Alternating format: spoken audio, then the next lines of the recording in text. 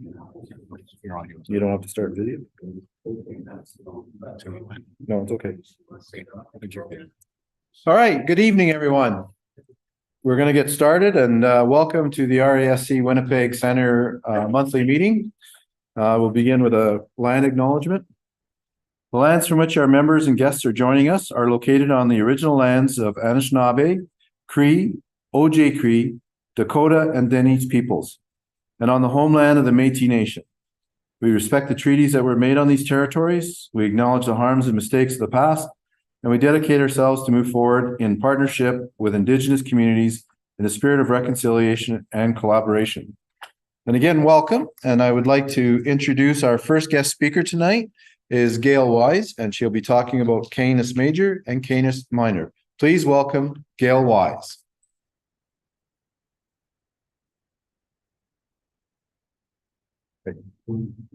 Yeah, I got here. Is there a mic? Seconds here. Yeah. 10 seconds. Okay, maybe a little more.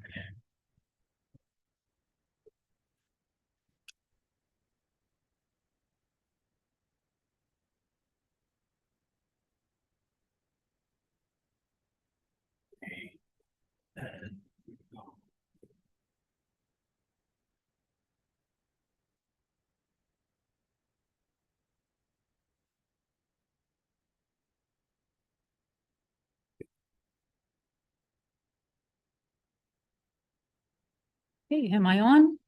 Can you hear me?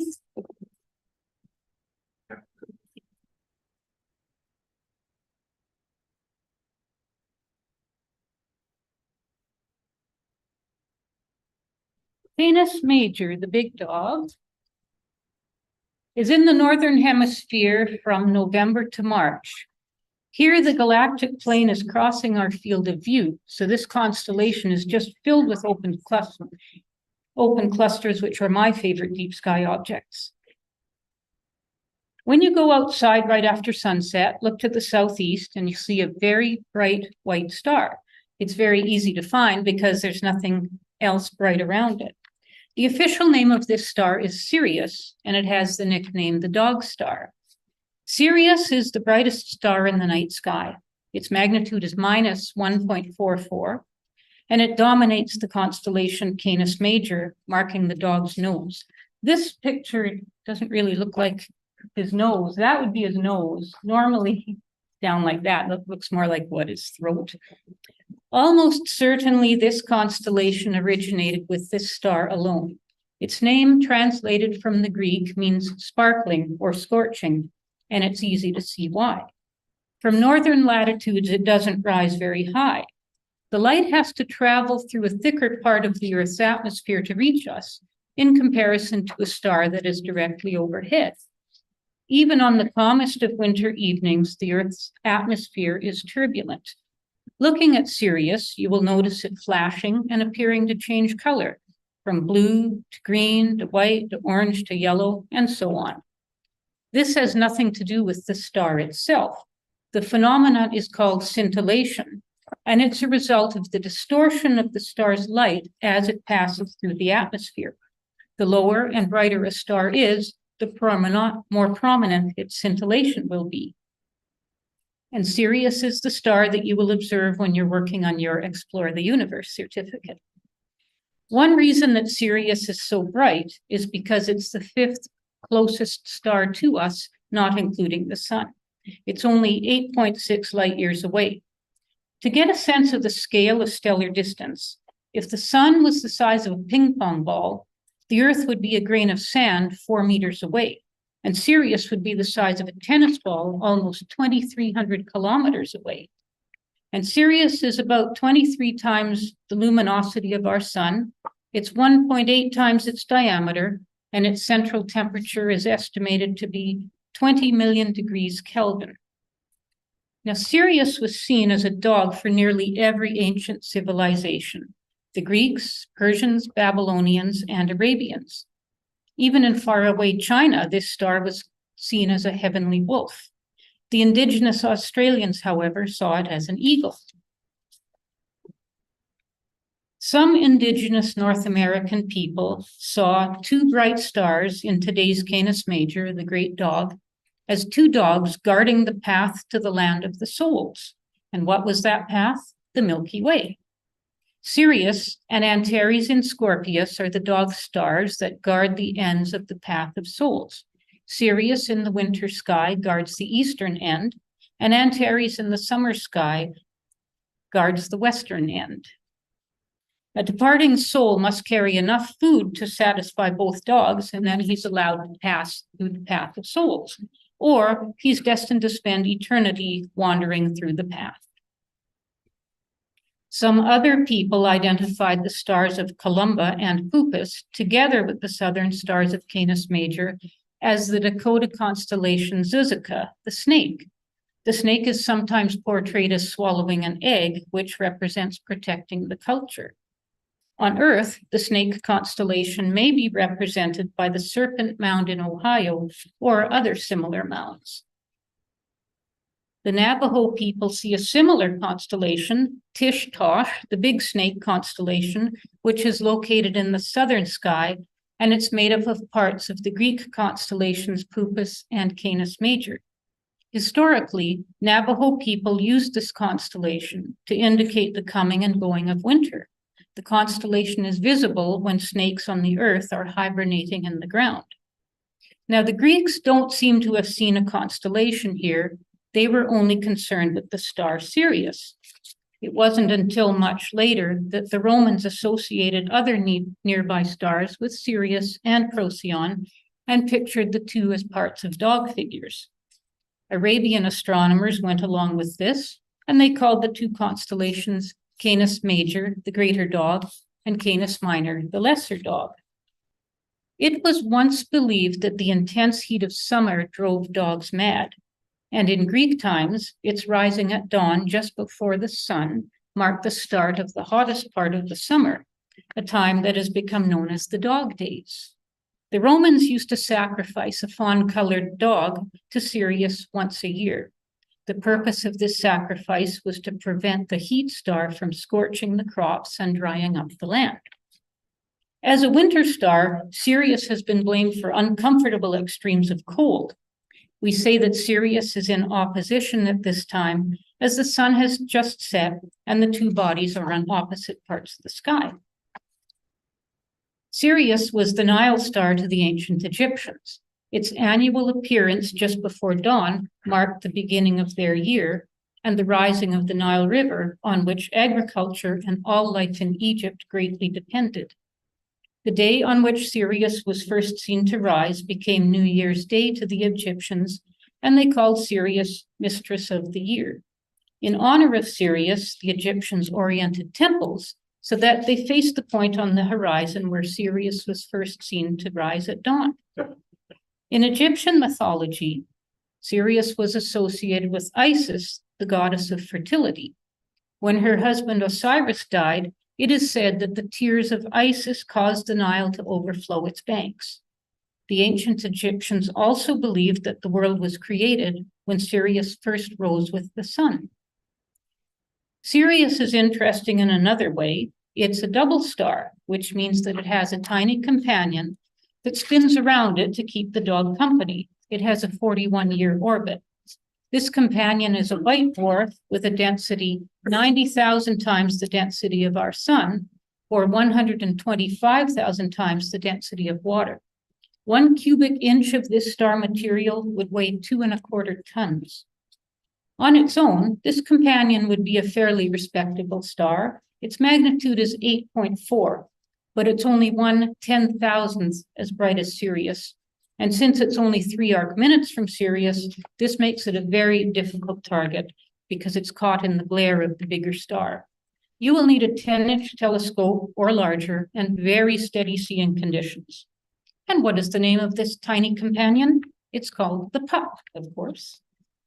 The belt stars in Orion point down to Sirius.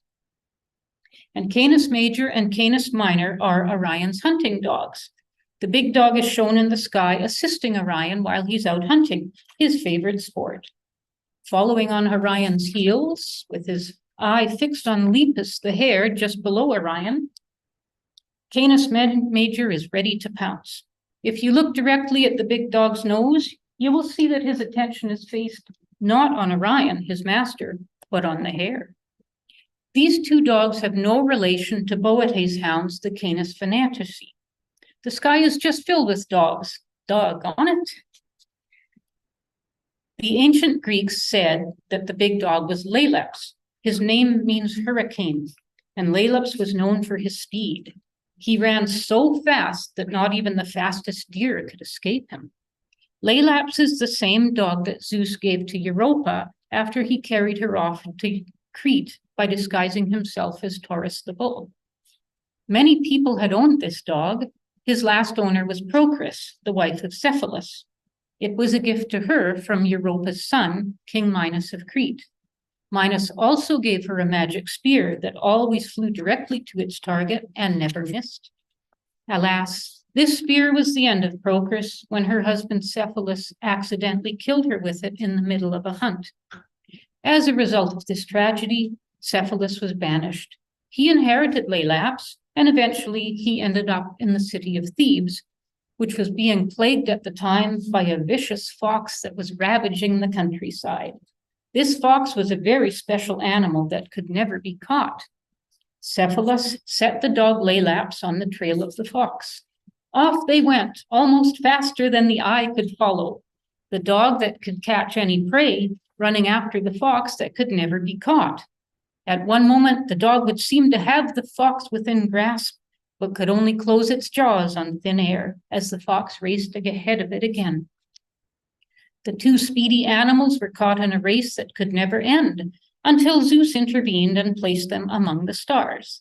The dog became Canis Major, and the fox is now Vulpecula. He's still out of the reach of the dog, way over on the other side of the sky. The second brightest star in our dog is a second magnitude star. It's a white star which marks the dog's left front paw. The star is called Merzim from the Arabic al-Merzim, or the announcer, meaning that the rising of Merzim announces the immediate rising of Sirius. About 4 degrees south of Sirius is M41, which is a really nice open cluster. This is about 26 light years away from us, and it's about 2,300 light years in diameter. Its age appears to be about 190 million years old. M41 measures 38 arc minutes across, and it can be seen as a hazy patch with the naked eye, and it's easily visible with binoculars. A telescope shows a wonderful little cluster of about 100 stars of various colors with a few bright orange stars thrown in. Its total magnitude is 4.9, and its brightest stars are 6.9. This really is a great little open cluster. It measures more than half a degree across, so it's bigger than the area of the full moon. To find M40, just follow the backbone of the dog down to this little triangle of stars, and it's about 2 degrees to the right, and it's right beside a 6 magnitude star, which is that one.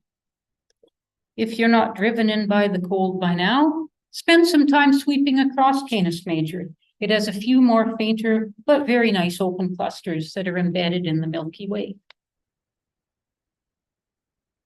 NGC 2354 is a medium-sized open cluster. It's at the southern end of Canis Major. It has a diameter of 20 arc minutes, so it's 2/3 the size of the full moon, and it has a magnitude of 6.5. And you can find it very easily by using the triangle that forms the dog's hind legs as a guide. Only 1 degree northeast of NGC 2354 is 2362. This one is only 8 arc minutes across, so it's fairly difficult to distinguish this group with binoculars. At first, it looks like a patch of nebulosity, but even a small telescope will resolve it into a rich little cluster of about 40 stars that range in magnitude from 7.5 to 13. The total magnitude of NGC 2362 is 4.1, so it's quite bright. Its diameter is about 8 light years, and it's about 400 light years away from us. Our sun at this distance would be a star of magnitude 15.5. We wouldn't even be able to see it. And right near the center of the cluster is the bright star Tau Canis Majoris. It's not known for sure whether this star really is a member of the group or if it's just in our line of sight. And Ta has two companions that form almost a straight line with it. This is a naked eye star, and it's of interest because it's one of the most luminous stars known. It has an absolute magnitude of about -7 and a luminosity of 50,000 of our sun.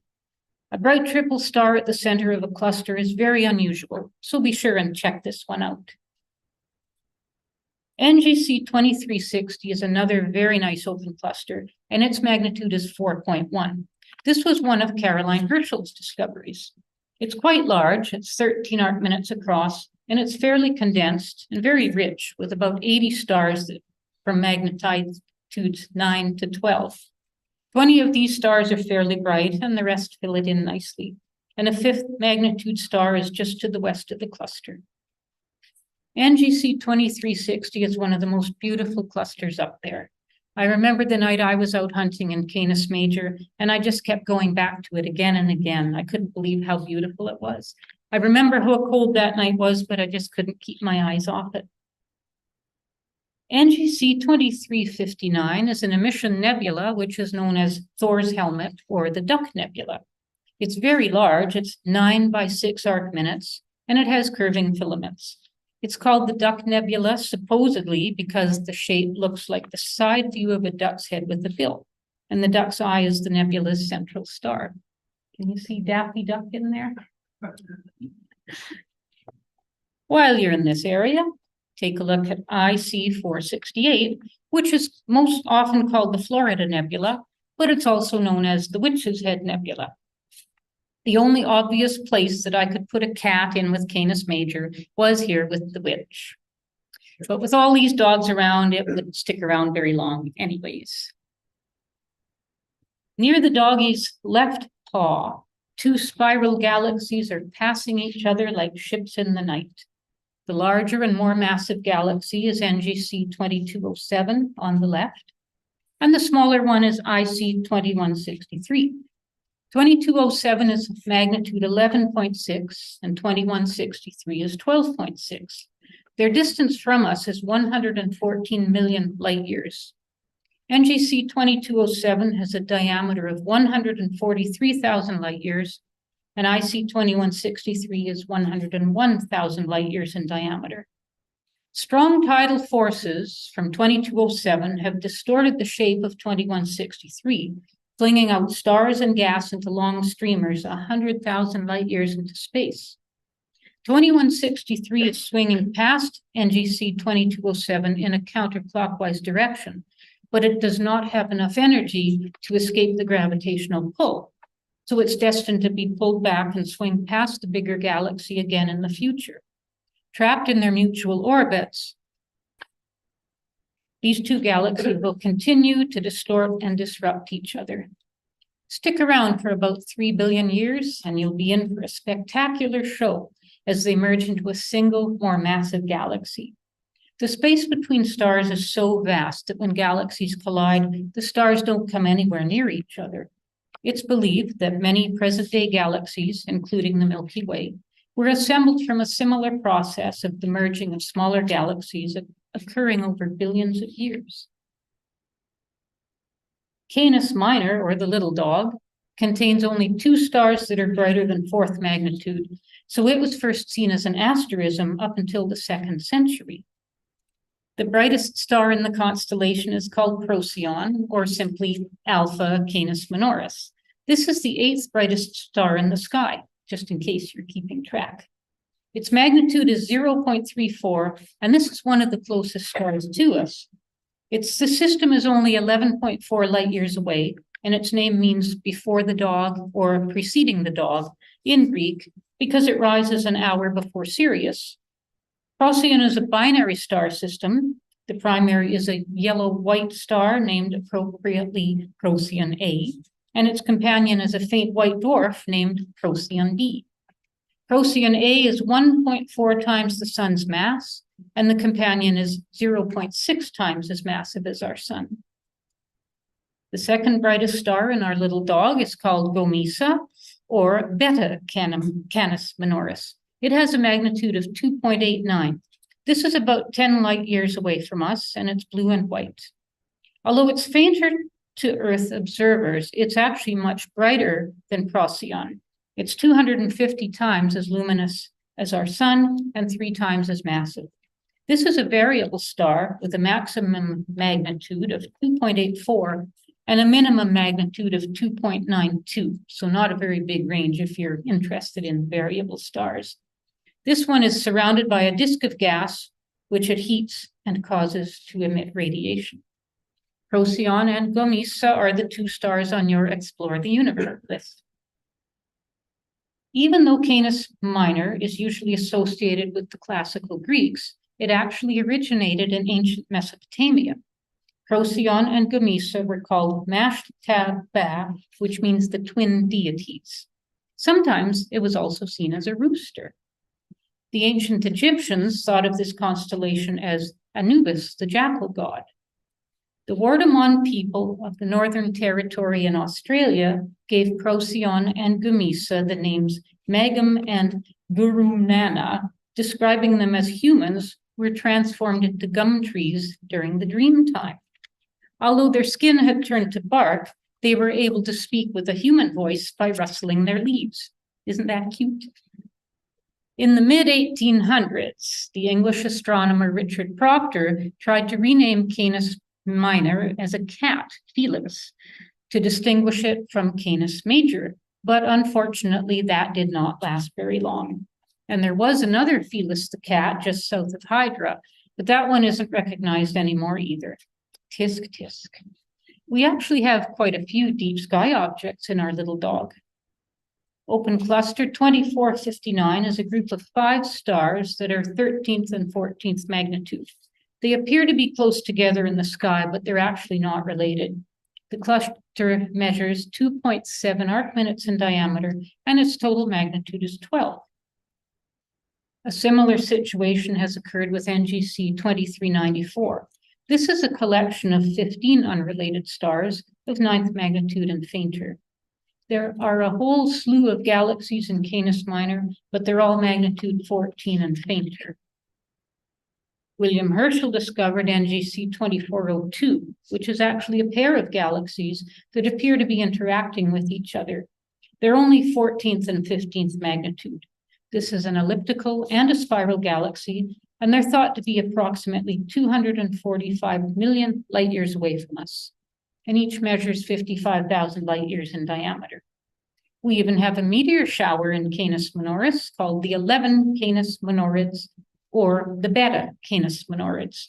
They last from December 4th to 15th, and they peak on December 10th and 11th.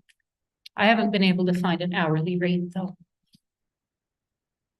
Because Sirius and Procyon are on opposite sides of the Milky Way, there are a number of myths describing how these 2 companions became separated by the Great Sky River. The Arabs have a story about 2 sisters who tried to follow their brother across the sky. When they came to the Great Sky River, they plunged in to swim across. The older and stronger sister, Sirius, managed to, and today we see her on the southern bank of the Milky Way. But the younger sister was too weak, so she remains on the northern bank, where we see her today as Procyon. In ancient writings, there are many references to dogs relating to these constellations. In the Aztec tradition, the big dog was Xolotl with a dog's head. He was also the god of death and the setting sun. In the Mexican zodiac, a dog was the beginning of the new year, representing resurrection and rebirth. In Buddhism, the lion dog is the defender of the law. In China, Canis Major drives off evil spirits during the day, but in darkness, it symbolizes destruction and catastrophe, and is connected with meteors and eclipses when the dog goes mad and bites the sun and the moon. Dogs are regarded as man's best friend and are symbols of watchfulness, loyalty, and protection. And as long as the stars still shine, our 2 dogs will still be up there, and we will never be alone in the dark. The end.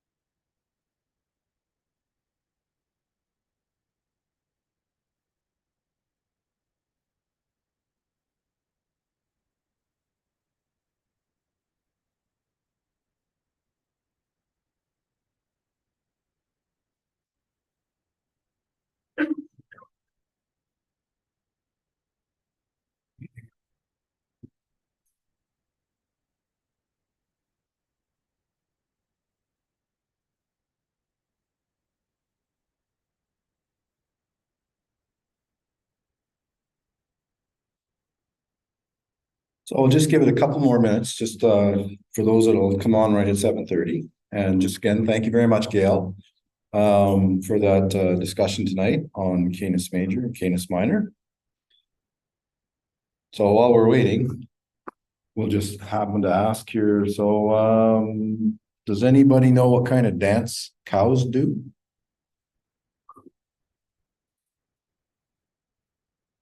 The moonwalk.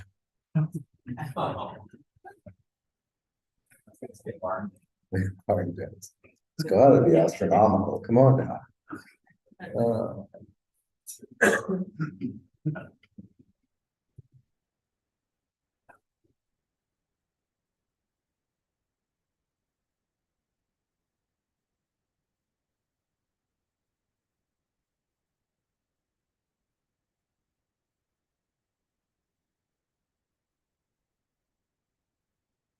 Is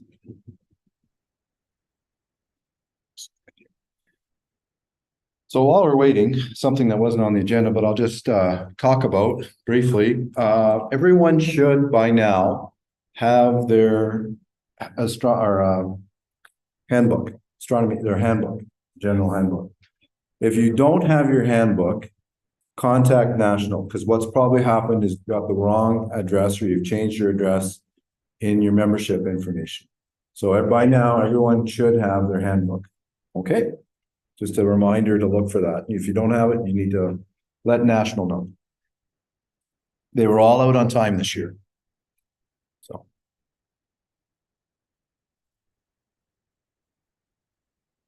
I know, it's hard. I got to do the song and dance. I can tell more jokes if you want. No? No, that's okay. No, the dancing, yeah, but they can't sing dance. Back and forth, back and forth. All right. And for everyone who's here in person tonight, thank you very much for coming out. I know the weather's not the greatest, but appreciate having a live audience to share. And we've probably got an equal amount or more online. How many we got online tonight? 31. So it's another 31 online. So that's pretty good. So, all right. So I think without further ado, I'll carry on with the regular meeting. First off, just the outline for this evening. Is it good? Am I showing up on there or on the video? Okay. So, of course, we had a beginner session with gAIL Wise. I am Dennis Lyons, president. I am leading the rest of the meeting. We'll also move into our announcement shortly. We'll have What's Up. Will be Bryan Stach presenting for that. We'll have a break for a little bit. And then What's New will be Dr. Danielle Pahud. And our main presentation is Dr. Dale A. Frail, the dog that did not bark in the night. And for those who are up to it, we generally congregate over at Boston Pizza on Pembina afterwards. Announcements. Dun, dun, dun. Lockhart Planetarium here at the U of M is open. Please go to their website for more information. The Observatory Committee, if you're interested in what's going on or would like to volunteer with that, please contact Dr. Michelle Boyce on the council. Our fundraising committee, we now have a chair. Mr. Wing Kwong is our chair. He's also on council. Council appointed him to fill a position for the end of the rest of the year. Explore the Universe. Stan, do you have anything you want to pass on tonight? Nothing tonight. Okay, thank you. Our telescope loaner program is coordinated by Mike Caracas. If you would like to borrow one of the telescopes, you need to be a member in good standing, which means your membership's paid up. And you can contact Mike and make arrangements. We have solar scopes and we have celestial scopes, for lack of a better way to say it. RASC seasonal potluck is the 20th of January, 2024. I'll be explaining more about it and where it is and everything else. Telescopes for kids. Scott Young is coordinating that. We are looking for donations. We're going to run it in the new year, in this year, rather than try to do it in the December, busy December period. Next meeting next meeting in January, as well as some other times, we'll be running some small fundraising events to try and raise some funds till we can take out and promote the program and hopefully present more scopes to young individuals who are interested in astronomy. January 19th, Damon, did you want to talk to that first? Sure. So the day before the seasonal potluck, we've got a request for an outreach event. It's from a group called Wild Outside. They're an affiliate of Canadian Wildlife Federation. Looks to be somewhere between 8 to 15 youth, and we're looking at holding an evening viewing in the Barrier Park. So just keep it in mind. We'll be looking for volunteers probably at the next meeting. And yeah. Thank you very much, Damon. So if you're able to volunteer, January 19th in the evening at the Barrier Park, please contact Damon. Telescope tune-up in March. Just making everybody aware of it. James Fast is going to host it again this year. The dates are just being firmed up. It's probably going to be around the 18th of March. And just let you know that plan for it, and you'll be more information coming out. This is the second official notice for the annual general meeting for the 12th of January 2024. That will be part of our next monthly meeting in January. Will be the annual general meeting for elections, financials will be presented. Next item is elections nominations, and that's for Bryan Stach, who will be coordinating that with some volunteers. Bryan, anything you want to say? I believe we have 3 council positions open this year. Yes, that's correct. So we're looking for some people, so we'll take it before it's always, but I think I have a few people in mind already. Okay, so again, if anyone wishes to let their name stand for council, please contact Bryan Stach, or I believe Stan Runch is assisting him as well. RASC Service Award, Sylvia Graca won this year's award. If Sylvia could come forward, please, and we will present her with her award. So while Sylvia is coming down, I'm going to hold it up. So on the back, it says Sylvia Graca, Winnipeg Centre 2023, in recognition of outstanding service to the society. So I'm not so sure. I can't see. Can you see this on the video? A little bit? What if I move just a little bit closer? I know it's really big, isn't it? But it is a special award. So on behalf of the RASC National, this is a national award, by the way. Sylvia, I'd like to congratulate you and thank you for everything you've done for the RASC.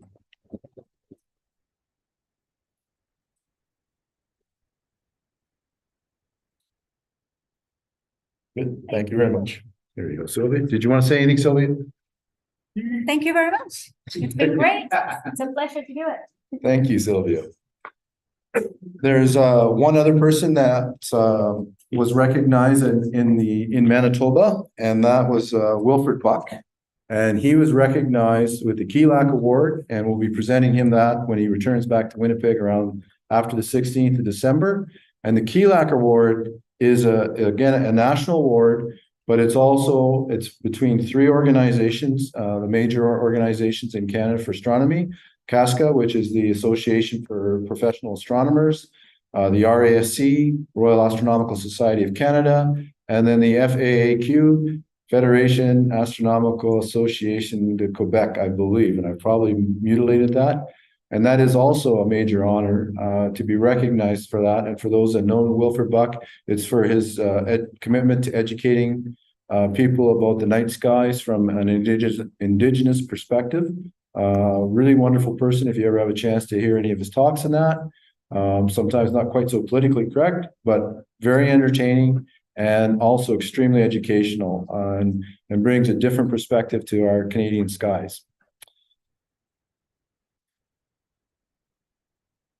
We're also looking, just in case you're interested, for somebody to take on the chair of the Sprucewood Star Party. Everything has been put together. There's a whole package of information to help you run that program. And again, if you're interested, please contact myself or someone on council. And we are planning workshops. Stan, was there anything you wanted to say about workshops that we're talking about in the near future? Yeah. Yeah, why don't you come on up and just use the microphone for that?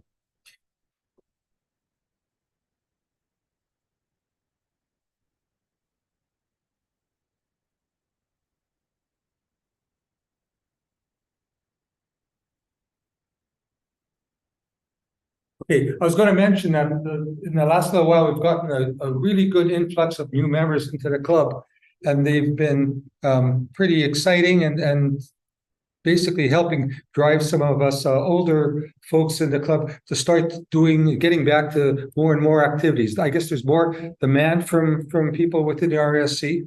So one of the things we've come up with is workshops. Now, the intent of a workshop is to be like maybe a 3-hour session where we get into doing some sort of activity and maybe even physical involvement in it. An example is maybe an imaging one, and we'll go and we'll meet in one place, people who are interested.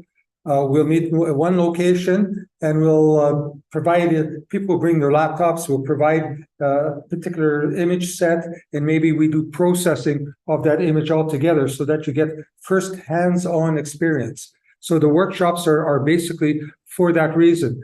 Another one that I'm thinking of is maybe at some point in time, we'll have Sylvia do a workshop where we'll do one on drawing, on this sketching, and literally we could put up images on a screen, and people can sit around and work through maybe 2-3 pictures, maybe a picture of the moon, and they could do stuff. And then her, and I know Jerry would be helpful as well, would provide insight into how they would do that. So this is giving people really that mentorship on a not quite one-to-one basis, but on a much stronger basis. I've been working with Wing as well, and he'd like to do a few more that are more related towards the introduction of astronomy, basically more of a beginner's course. So we're trying to work out the things of that.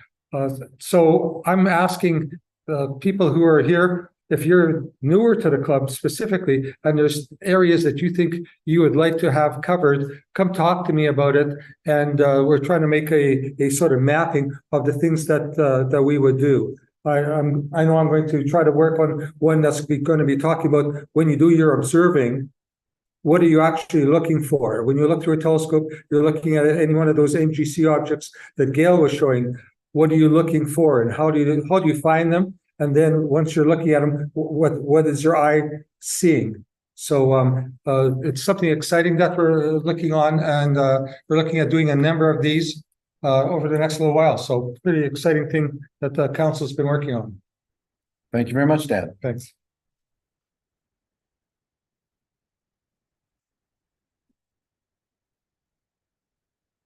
So Stan, I think that's a great initiative on behalf that you said the council's taking on, except, one of those workshops seems a little sketchy.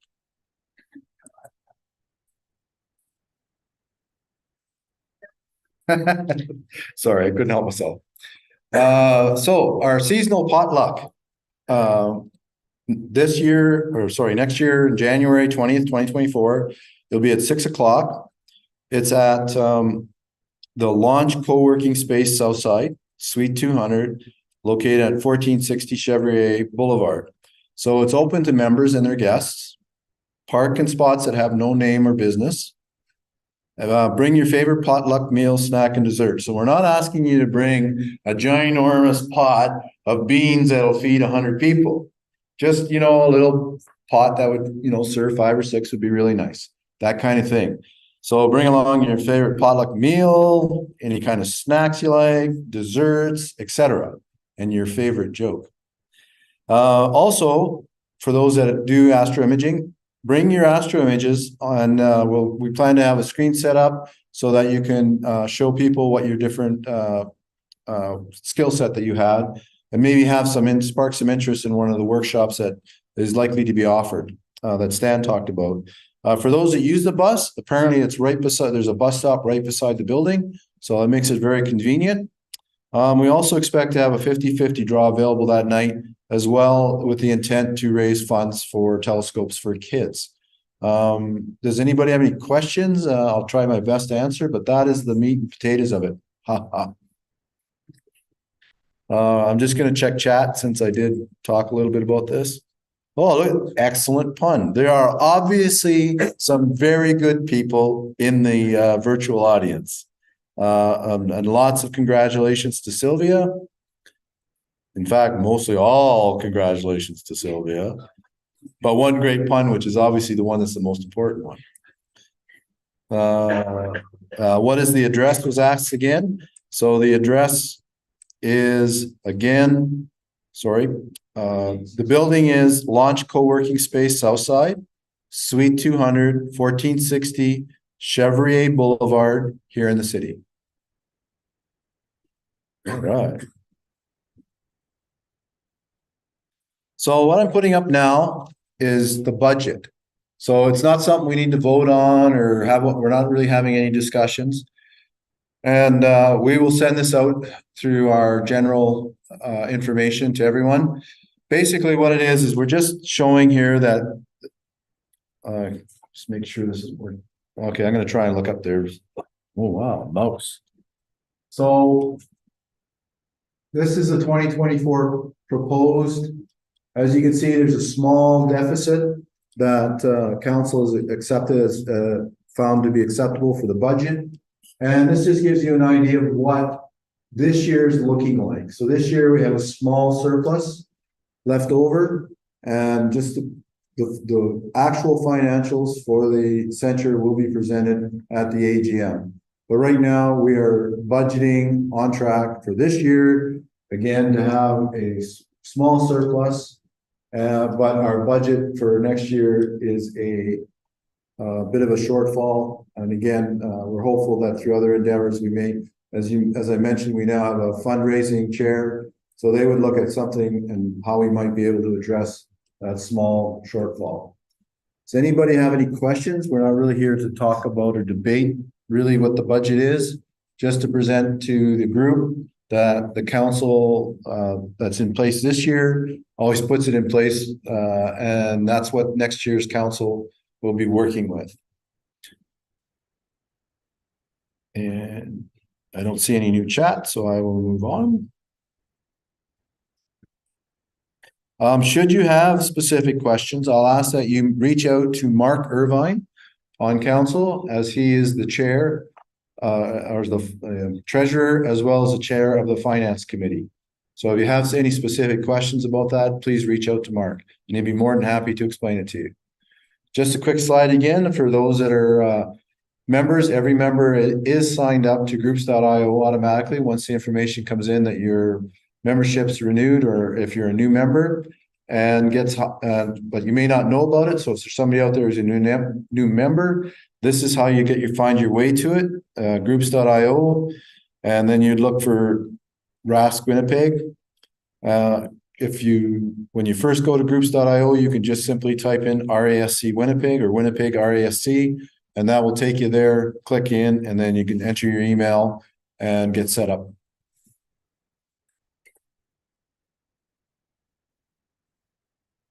Members observing night, depending on what the weather does, may not happen. Council is still committed to having, unless the roads get really, really bad, or if it's impassable to the observatories tomorrow. Sam, go ahead. You're still putting up 8 p.m. there. Wow. Oh, 6. So 6 p.m. The intent is, if the weather's still bad, that somebody will be there so that people could come out, maybe bring their scope, or if they had something they weren't sure about, and the person might be able to help them out a little bit. Or if it's, depending on who's out there, who's hosting it, they may be able to run you through how to operate the new setup. But the new setup hasn't been made public yet, I believe, for the new scope, the big scope, right? We haven't got that finalized yet, do we? Yes, finished manual yet. Right. So the manual's not finished. Once the manual's finished, we will send out a notice for training so people can learn how the modifications that have been done and how to use the big scope out of Glenlee.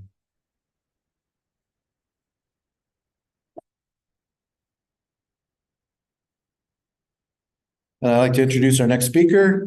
What's up with Bryan Stach? Please welcome Bryan Stach.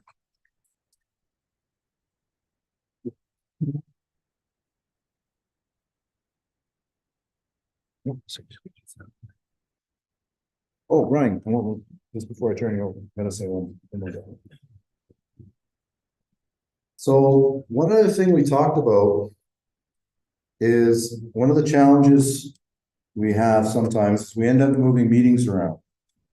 And it's usually because of statutory holidays. But one of the things we're trying to do is we're going to try and recognize any special events or holidays that are happening during the month.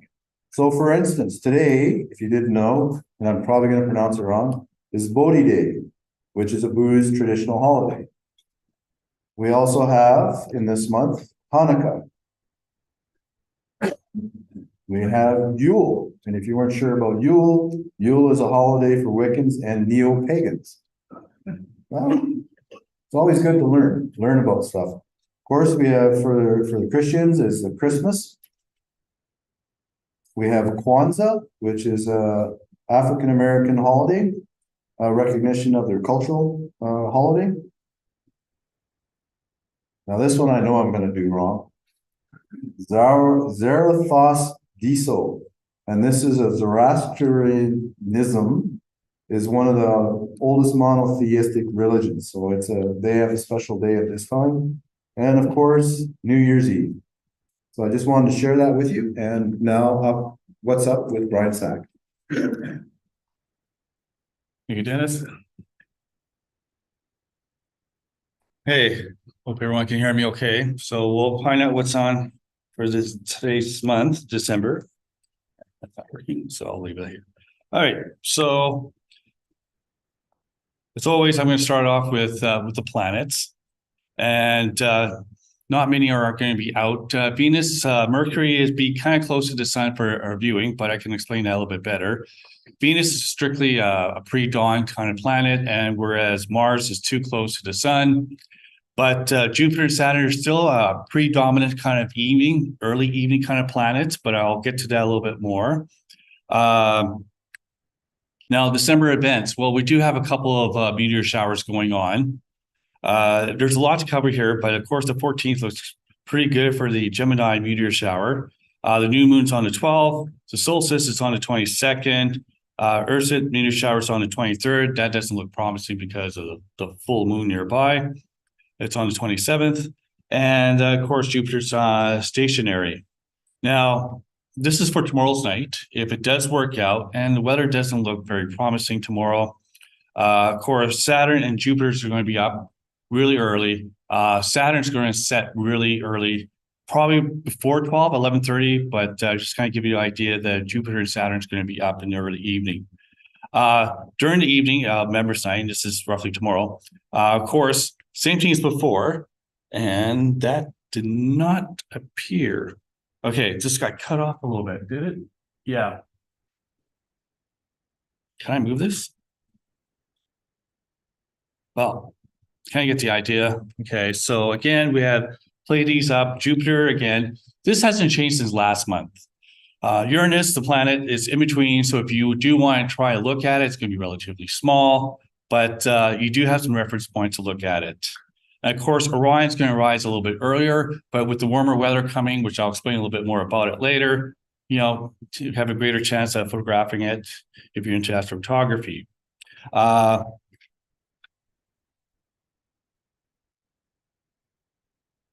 There we go. Okay, now this is tomorrow. I thought this was kind of interesting that we have Venus and the crescent moon. This is roughly, 7:30 tomorrow morning. So it looks really promising. This is, a crescent moon stands really into the crescent moon. So if you want to talk about during the break, he's the person to go to. Now, this is kind of hard to see. So I did come out on December the 15th. We do have another crescent moon and Mercury. And this is what I mean about Mercury getting kind of close to the sun. So if this works out, there's your crescent moon. And of course, Mercury is just below it right there, really close to the sun. But so it's a little too close for a little observing there. Now, I kind of found this interesting here when I was playing around with the model here. This is in January, though, January the 8th. I kind of thought it was necessary because you got Venus, Mercury, and again, the crescent moon all in one screen, all in one night there. Again, it's early in the morning, roughly about 7:30 on January the 8th. So I thought it would be kind of nice to let you guys know. Now, we have the Gemini meteor shower that's coming up. It peaks on the 14th, but the weather looks like it's really good. I'll explain more about that later. And it looks like we're going to have clear skies. And of course, the new moon's on the 12th, so it looks really favorable for us. for next week. The Earth's meteor shower was coming again. We have the full moon on 27, and of course it's around Christmas time, the holidays. So it doesn't look good for us. So I'm not going to talk much about it. Now, what about the weather? Oh, there we go. Sorry. So what's with the weather? Well, there's this El Nino that's happening. So that's what's the fluctuation in the weather right now. That's why we got this mild winter. So, and the trend is, and if I'm reading this correctly, when I was studying it the other night before, is it's going to get mild, and then it's going to get frigid cold in the month, and then January is going to again start up being mild, then frigid, and that's the word we're using, frigid, and so and February as well. So, what does that mean for us? Well, for me, you can get out more with your photography equipment and do some winter constellations. So that's the way I look at it. So, all right, what about the forecast? Okay, this is the temperature. Again, it's going to get colder. I'll explain this more about the month later, but it starts off being warm right about here, right? And then it gradually goes down. It's going to get really cold, minus 23 on some nights. But then that's around the holidays time where we should be indoors, spending some time with our family and friends. All right, now what about the forecast for cloud coverage? This red line here represents the freezing rain part of it, but that disappeared later on. Of course, the weather is ever changing, but as you can see here, we are getting snow tonight. That's the only forecast for night for snow, but we do have some clear nights. So right around the meteor shower here, we have some clear nights, and well, on the weekend, we have some clear nights. And it's going to be relatively warm, so I'm kind of looking forward for next weekend. Now, when you're looking at the 16-day forecast, well, I know a lot of people, Michelle had talked to me and said this makes no sense to it, but basically it's not going to be looking good after next week. So it's all over the place in terms of clouds and percentage and snow. So that's the way I look at it. And of course, generally the temperature there is going to gradually get down, but as you see here, it kind of dips down below 23, but this is only a 16-day forecast. The next forecast, I try to show you more exactly what's happening here. As you can see here, this is a minus 23 here on Christmas Day. So it is going to get cold, right? It starts here being warm, and then it gradually gets colder and colder and colder. Same thing for January and February. That's the pattern of the weather. So hopefully it works for us. I do have a photo contest for my company, so hopefully I get to use the warmer weather. So that's it. That's all I have for what's up for December 2023. Thank you.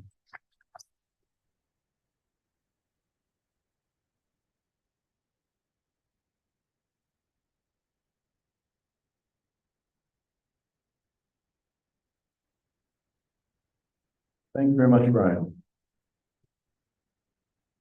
So we're at a point where we're going to take a short break. We'll break till probably, let's say 10 after 8, and we'll do a 20-minute break.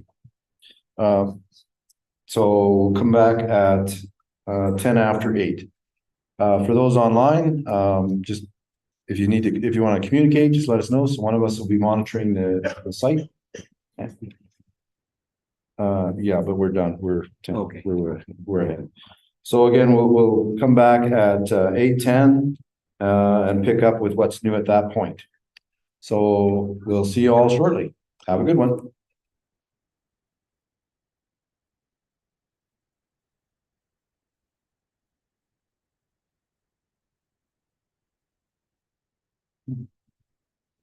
And for those of us here, it should be open outside for us to get snacks and drinks and visit.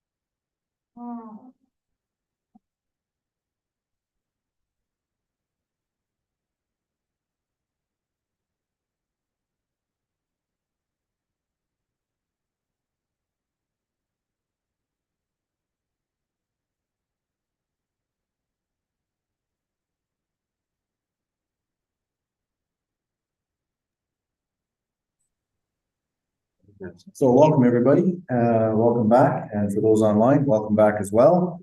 I would like to introduce Dr. Danielle Pahud on our what's up or what's new tonight. Dr. Danielle Pahud.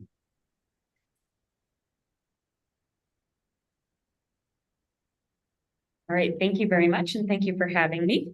I thought I was getting having my topic switched on me, and I do things last minute, but that was even worse than I was expecting.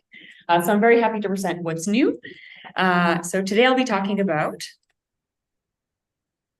a couple of articles. So one I discovered on NASA's Science News website entitled "Amateur Astronomers Help Discover Cosmic Crash." And I'm a sucker for alliterations.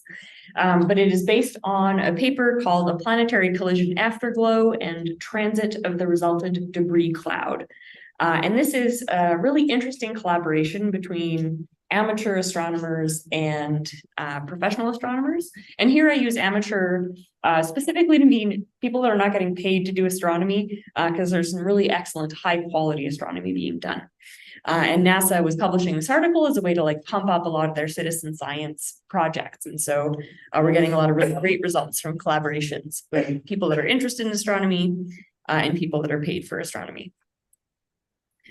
All right, so the discovery is that astronomers believe that they have observed a stellar dimming, and they believe that the dimming is caused by dust from a planetary collision.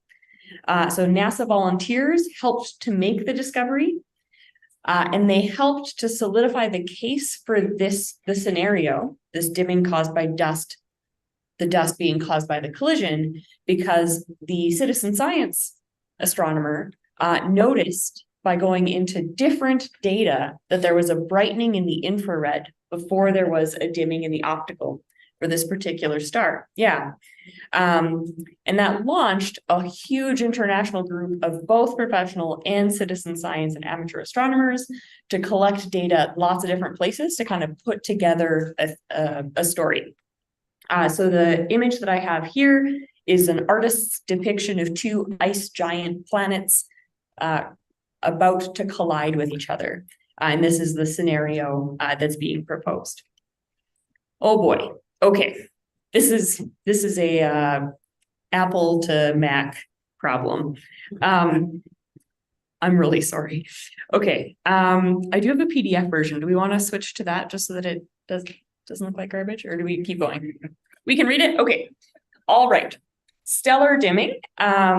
And so this is taken by the Assassin telescope network, and the star in this catalog is called Assassin 21QJ. Rolls right off the tongue. But in December 2021, the All Sky Automated Survey for Supernovae, Assassin network, which is a network of 24 telescopes around the world. A lot of these telescopes are 14 to 40 centimeter telescopes grouped together.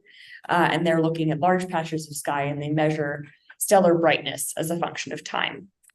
And so Assassin 21 QJ is a star that's a little bit larger than the sun and a tiny bit hotter than the sun, or more luminous.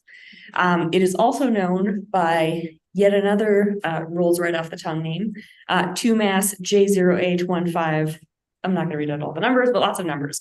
So a catalog star. So this is a star that doesn't have a proper name because it is faint.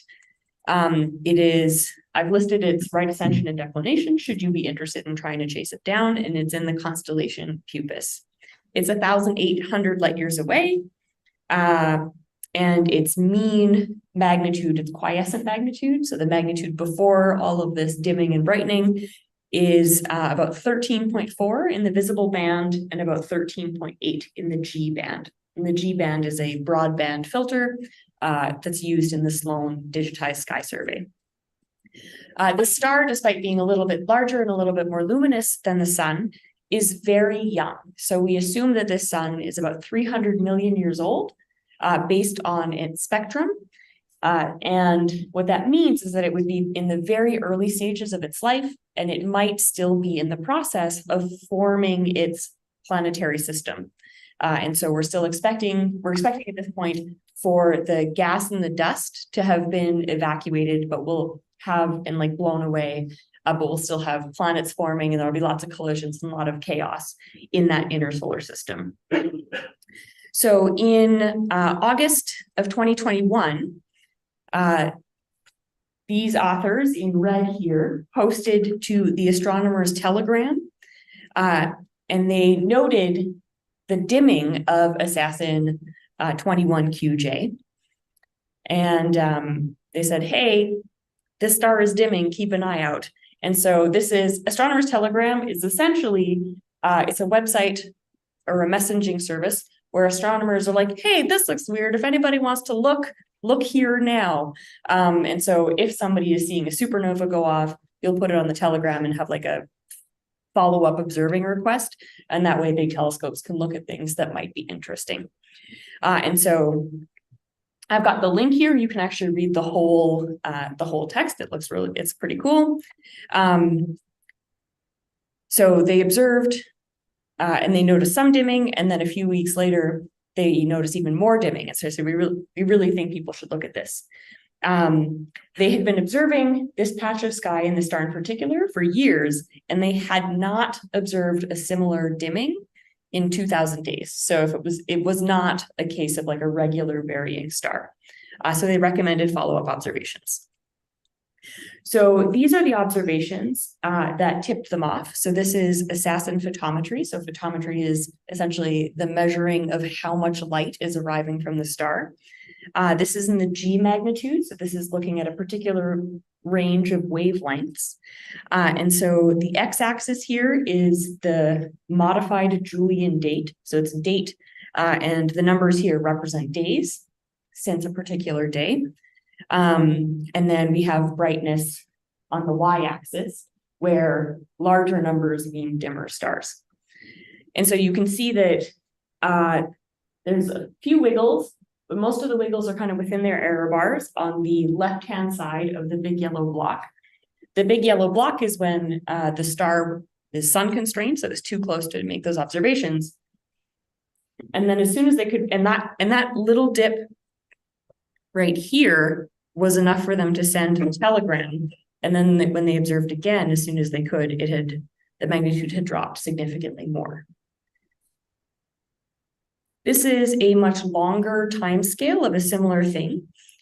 This is in the G and in the V band. So most of this turquoise is the V band, and some of the other colors are G, but they're mixed and matched a little bit. But you can see that the brightness is pretty constant. There's a little bit of a dip here, but these are two different bands for several days. And then the dip that really caught their eye was this one, which is already kind of uncharacteristic. And then this really set them to making more observations. And so two professional astronomers, Dr. M. Kenworthy and Dr. E. Mamayek, were speculating about the strange dimming on X, formerly Twitter, and were debating about what could cause it. And amateur astronomer Artu Sainio was reading the conversation, And that sparked some curiosity in him. And we should never underestimate curiosity and the internet combined. So he did his own investigation using NASA's NEOWISE mission. And NEOWISE is a wide field infrared survey whose primary mission is to look at asteroids or near Earth objects. And so it's in the infrared. And so it's looking at a different wavelength than the Assassin telescopes, but it has this it's been looking at a wide patch of sky, and it's looking at variability in stars. So he decided, okay, well, let's find this star and see if it varies in the infrared. And he found that the star had actually shown an unexpected brightening in the infrared more than 2 years before this dimming. And so he went back to Twitter/X and shared his finding with the two professional astronomers who took him seriously and were like, that's really interesting. This is a very unusual event. So what they did is they enlisted a number of other astronomers. So amateur spectroscopist Hamish Barker was tapped to try to get a spectrum of this star in July 2022, but it was too dim. So the amateur spectroscopist asked Olivier Gard from the Southern Spectroscopic Project Observatory team to spot, which is a French amateur astronomy team, to add the star to their observing list. And TwoSpot was able to collect the data in September 2022. And then two more amateur astronomers independently observed the star and contributed their data to the study. There was an amateur spectroscopist, Sean Curry, which provided the spectrum of the star in April 2023. So we've got nice long baseline observations, so multiple observations over several months. And then Dr. Franz Joseph Hemsch, I'm butchering names, I'm certain of it, contributed his results taken from his remote observatory Atacama Desert Road to the American Association of Variable Star Observers, so AAVSO. So this is a real team effort. The professional astronomers used data from spacecraft and also used some pretty impressive simulations. And so what we have here is, I'm going to see if I can move this. Maybe not. Here we go. Okay, so what we have here is we have the text here represents each of the numbers. I apologize for this being text heavy, but the top graph is the flux in the optical. So how much light is coming from the star in the optical wavelength as a function of time. So we have years and years worth of data, and then we have this dimming and then a slow brightening. In the infrared, which is this middle column, we have a pretty steady infrared flux. And then well before the dimming, we have a brightening. The red line is one infrared band and the blue line is the next. I forget which is which. But if you assume that the source of the infrared is a radiating black body, you can actually get an estimate of the temperature of the black body. And even though the infrared dims, so both of these curves kind of slowly slope down, their ratio is pretty consistent with an object. It's about 1,000 Kelvin. And this is the temperature here from the ratio of these two measurements. You can see that it's pretty cool in that area. And then all of a sudden you have something that's consistent with 1,000 Kelvin or 1,000 Kelvin radiating black body. So something has created a brightening in the infrared, and then a couple years later, a dimming in the optical. So how do you do that? What's happening? Okay. So this graph is the dimming in the optical in different wavelengths. So here we have different band passes. So this is the I band. So this is long wavelengths here. In turquoise, we've got the V and R bands, which are a little bit shorter wavelengths. And then in baby blue, there's the B and G band, which is shorter wavelengths. And so you can see that the depth of the eclipse, so the depth of the dimming, depends on the wavelength. And so what that suggests is that the size of the particle is small enough to interact with blue light, or large enough to interact with blue light and some red light, but it's letting most of the red light through. So you're probably looking at particles that are like dust, grain, sand sized. So for an emitter located at the distance of assassin 21 QJ from Earth and the observed maximum luminosity of approximately 0.04 L star, which is the luminosity of the star, this implies an emitting area of 0.01 astronomical units, equivalent to an object of a radius of 7 Earth radii, or 7 sun radii, sorry, or 750 Earth radii. So if this emission was from a material such as dust, passively heated by proximity to the star, then that material must have been generated and remained within about 0.1 AU to produce the observed temperature. So it'd have been really close. And that's unlikely because it takes 2.5 years between this brightening and the dimming. So if something is warmed and passing in front of the star, it's probably not that close.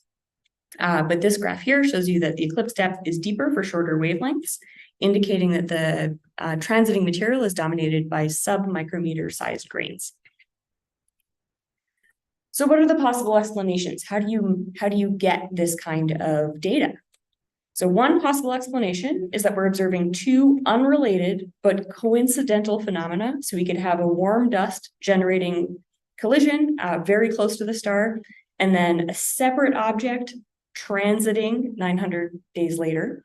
But neither of these have been observed before. So if there was a regular transit, then you would expect to see it 900 days before that. So that's unlikely. And each of these events independently are unlikely. So to have them happen back to back like this is even more unlikely. A second explanation is that warm dust is generated close to the star and causes the optical transit. But this requires a fine-tuned configuration in which the star is optically blocked by scale height variations in the resulting disk in order to get that graph on the last slide where we have the wavelength dependent eclipse. And the scenario that they're going with is that this is the aftermath of a single collision between super Earths or mini Neptunes that are orbiting between 2 and 16 astronomical units from the star. So the distances are determined respectively by the delay between the infrared light and the optical. So you can use Kepler's laws to get an estimate of the orbit, and by the gradients in the optical curve. So in contrast to other extreme debris disk events in which the star heats the dust, we propose that the infrared emission is directly caused by the post-impact body, and that debris produces the optical transit.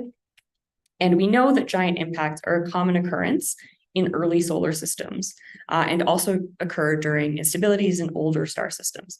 So in our solar system, Venus orbits really closely. Our moon is way too big. Uranus rolls instead of orbits. And for all of those, we're like, nah, collisions. It's probably a collision, right? We don't have, those go against the conservation of angular momentum. We don't have a good reason for that to happen.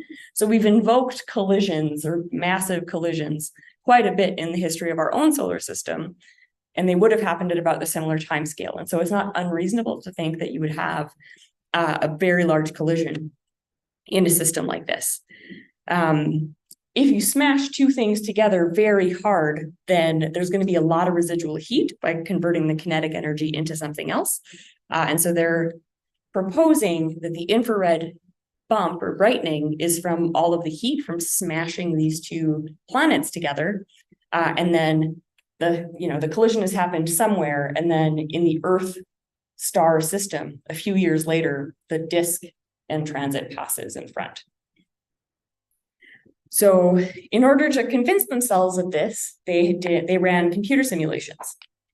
And so these are snapshots of the simulations on different size scales and at different time scales. So here on the top right of each of these panels, we have the amount of time since the collision. And on the bottom left, we have the size scale for the image. So this is 5 solar radii, and down here it's 200. So we're zooming out as we go. And so what they're proposing is that we have two ice giants made up of slightly different stuff. They collide. The collision sends the outer layers of these planets flying. The cores get melded together and the mantles kind of get sprayed. And then what you end up with in the aftermath of this collision is a lot of gas and dust. And then eventually, if you zoom in, there's a new resulting planet with a lot of gas and dust that's gravitationally bound to it, and then a much more tenuous cloud of gas and dust much further out. And the colors here just represent the original body and what the dust is made of. And so they ran radiative transfer. So they passed light through this simulation and said, could this recreate what we're seeing? And they think that it could. So from simulations and the study, the researchers settled on a collision between two massive planets. You can run lots of simulations and you can say, what happens if I have a planet of this mass? Or what if I happen to have a planet of this other mass? And they're going at different speeds. And you can run all of these case scenarios and see which one gives you a best match to your data. And so they did that. They ran a whole bunch of them. And so from simulations and study, the researchers settled on a collision between two massive planets, several AU from the star. AU is astronomical unit. And each planet had roughly 25 Earth masses. And the collision velocity was about 45.77 kilometers per second. So the two giant planets had collided. The collision produced a newly formed object called a synestia. And this is a donut-shaped mass of hot vaporized rock. And they're assuming that this is what is emitting in the infrared. And then the intense blast of infrared came from the heat from this planet. And so the collision happened somewhere over here. This whole system is orbiting around the star. So this is the star, the Earth is way off over here. And then as the collision happens, we get this gas, this disk of gas and dust, and the whole thing passes in front of the star, causing the dimming and eventually the brightening. And so the dimming lasted about, I think, 500 days and is brightening back up. Okay, and that's the result so far. And there are a lot of calls for follow-up observations to see if we see this again or how it evolves. Thanks.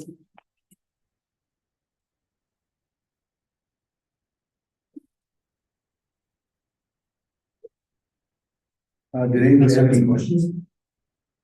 Yeah. So we're basically just lucky that this is occurring in line with the wish of this going around that particular star, just being in line with the plane that we're in. Yeah, so we're really lucky. So this, as Stan says, it really depends on what's called inclination angle. And so the inclination angle is the relative angle between the line that connects Earth and that star and the plane in which, sorry, that's, sorry. Yeah, side effects. I'm not sure what I'm doing here. I didn't think I had gesticulated that much. But yeah, so it depends on the relative inclination. And so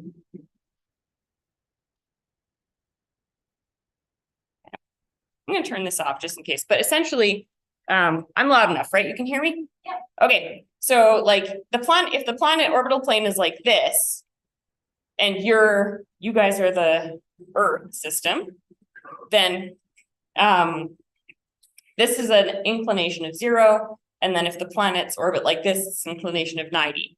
And so to get an eclipse like that, you have to have an angle of almost exactly 0.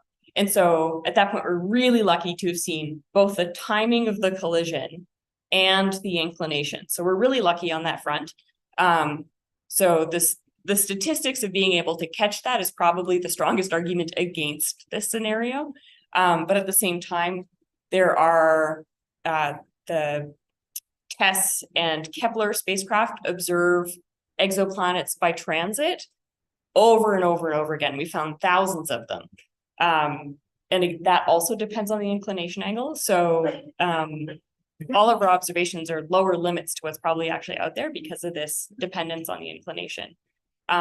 So that's one of the reasons that the Assassin is looking at such a large patch of sky all of the time.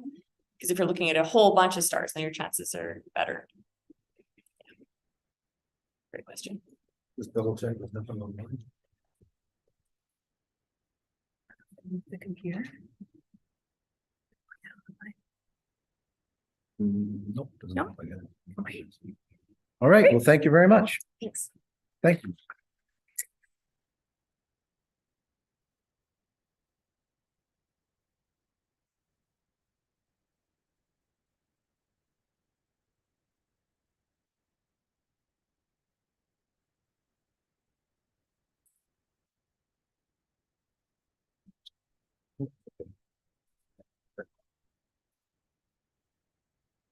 So tonight, our main speaker, did I get we're having we're having lots of fun with sound all of a sudden here.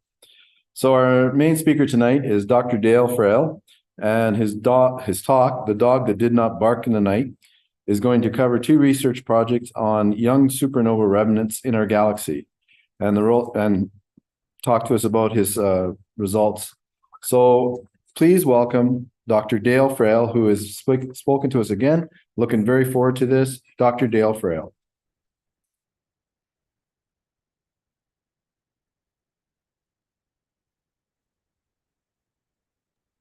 There. Can you hear me now?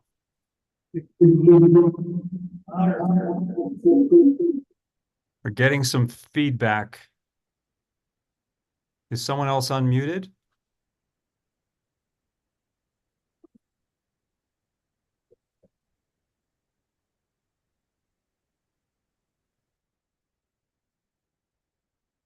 Are we okay? Sounds good here. Okay, great. Okay. Yes, thanks for having me back, everyone. I'm Dale Frail. Can you see my talk?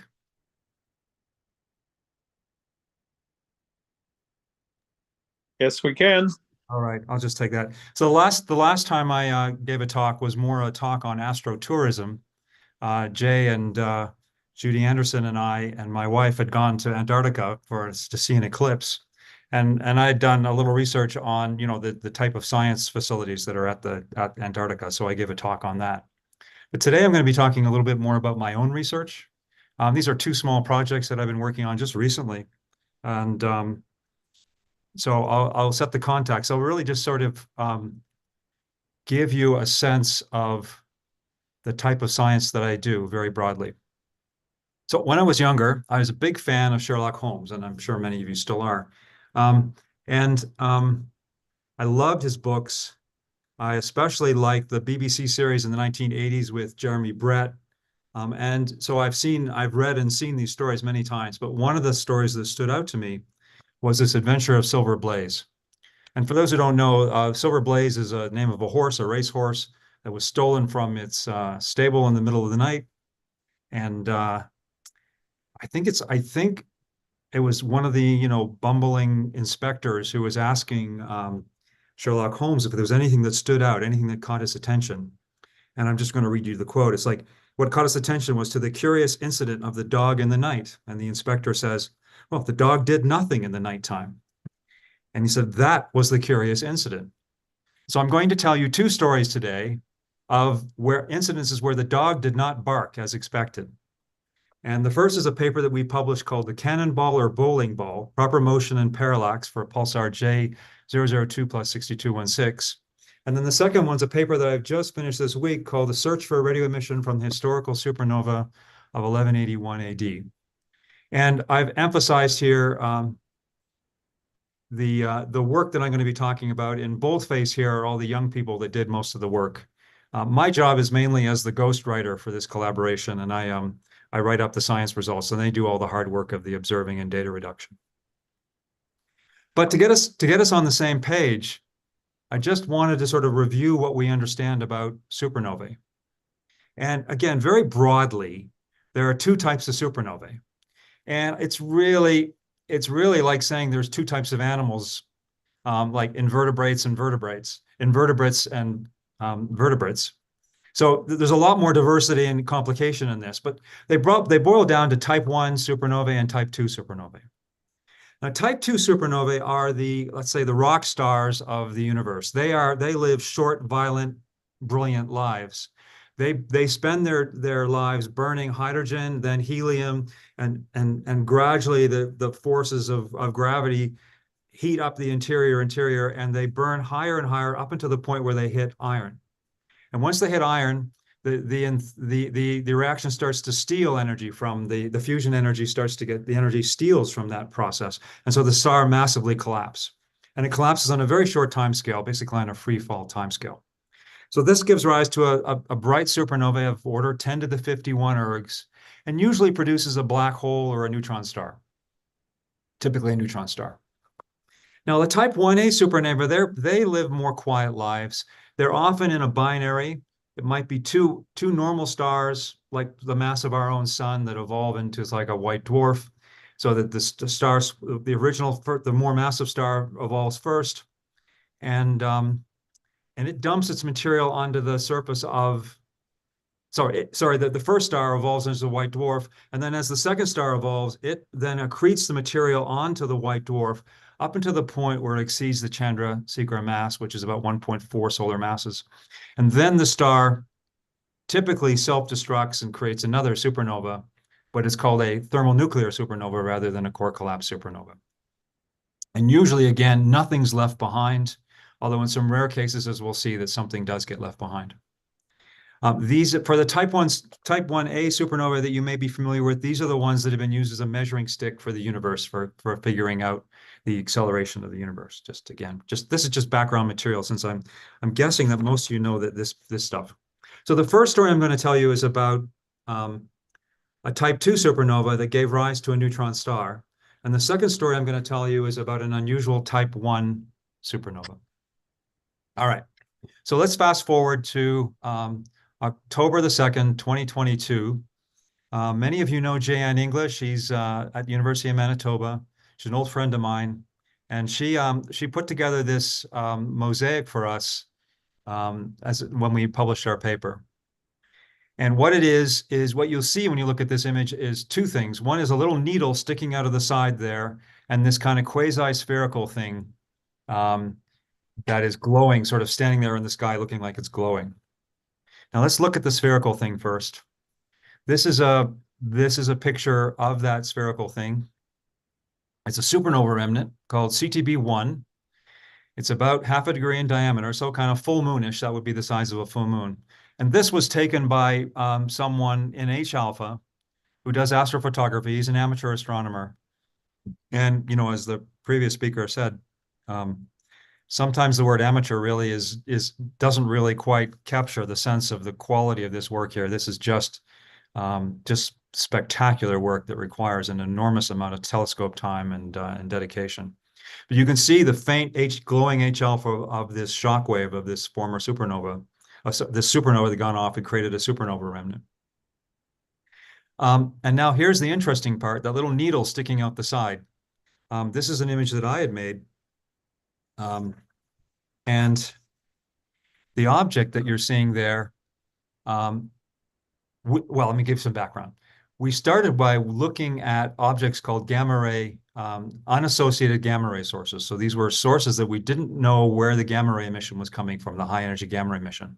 And when we imaged the fairly large area from where the gamma rays were coming from, about the size of this box here, we noticed that there was this needle-looking thing here. And I happened to notice that there was a pulsar at the head of this needle. And so here we have this very energetic spinning neutron star that lies at the head of this cometary-like feature that's non-thermal emission, meaning it's synchrotron emission. And we in the paper identified this as a supersonic or bow shock pulsar wind nebula. Now, pulsar wind nebula, if you have a neutron star that's not moving, and it's highly magnetized, but the star itself is not moving through space, it's just stationary. Can you see my little arrow here? Just look to the left-hand side if you can't see the arrow. But on the left-hand side, you get what's happening is the neutron star is spinning down and losing its energy, and it's driving out this relativistic wind. And it shocks in this very highly spherical manner. And the Crab Nebula might look like this. This is what you might see in a simple version of the Crab Nebula, like a spherical cow version of the Crab Nebula. The Crab pulsar itself is not moving very fast. Now, over on the right-hand side here, you would see what happens when the neutron star is moving.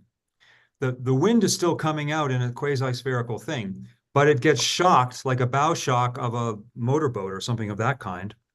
And the material gets swept up behind the neutron star. So in this picture, again, I'm going to use my arrow, the neutron star is moving towards the leftward direction here, and its wind is getting swept out in a high Mach number shock behind it. And that's what we're seeing when we go back here. This pulsar presumably is moving in this direction to the bottom left side of the page, and trailing behind it is this contrail of relativistic particles. Now, I personally worked on these a lot myself. These are half a dozen or so pulsar wind nebulae that I personally actually discovered through the course of my work. This is the Vela one. This is an X-ray image. I don't have the radio image handy. This is a pulsar wind nebula in a supernova called W44. I've worked on the Crab. This is the pulsar wind nebula around the Crab. The Crab pulsar is over there. There's 3C58 in the bottom right. And then this fun one here I did with 3 high school students. And this is IC443 for those who know your supernova remnants, and there's the little pulsar wind nebula there. So all of these, truly, they're not spherical cows, and nor typically are they as beautiful as that bow shock. They often have some structure associated with them, but they represent the powerful emission coming off neutron stars. And so the way that we put this whole picture together is to say that the pulsar was born roughly at the center of that green cross there. So a supernova, type 2 supernova, went off and exploded outward, and the pulsar was born with a slight kick. So the supernova remnant itself, originally the supernova itself has a velocity of 10,000 kilometers or so. So it's moving very, very fast. But as it's moving, it's sweeping out the surrounding interstellar medium. So it's going to slow down because it's just like a snowplow. A snowplow, eventually, if you get enough snow in front of it, has to stop. This thing is slowing down because it's sweeping up more and more material. But that pulsar that was born with the kick, it's ballistic. It doesn't feel any surrounding medium. It's only 10 or 20 kilometers across. So it just goes zooming out. And at some point, the pulsar catches up to the slowing down shell and shoots through it. And that's what you're seeing in that contrail there is the tail of the pulsar, pointing back towards the center of the supernova remnant. And in fact, the pulsar points back so accurately, it's 28 arc minutes away from the pulsar location now to the center of the supernova remnant. And just roughly using the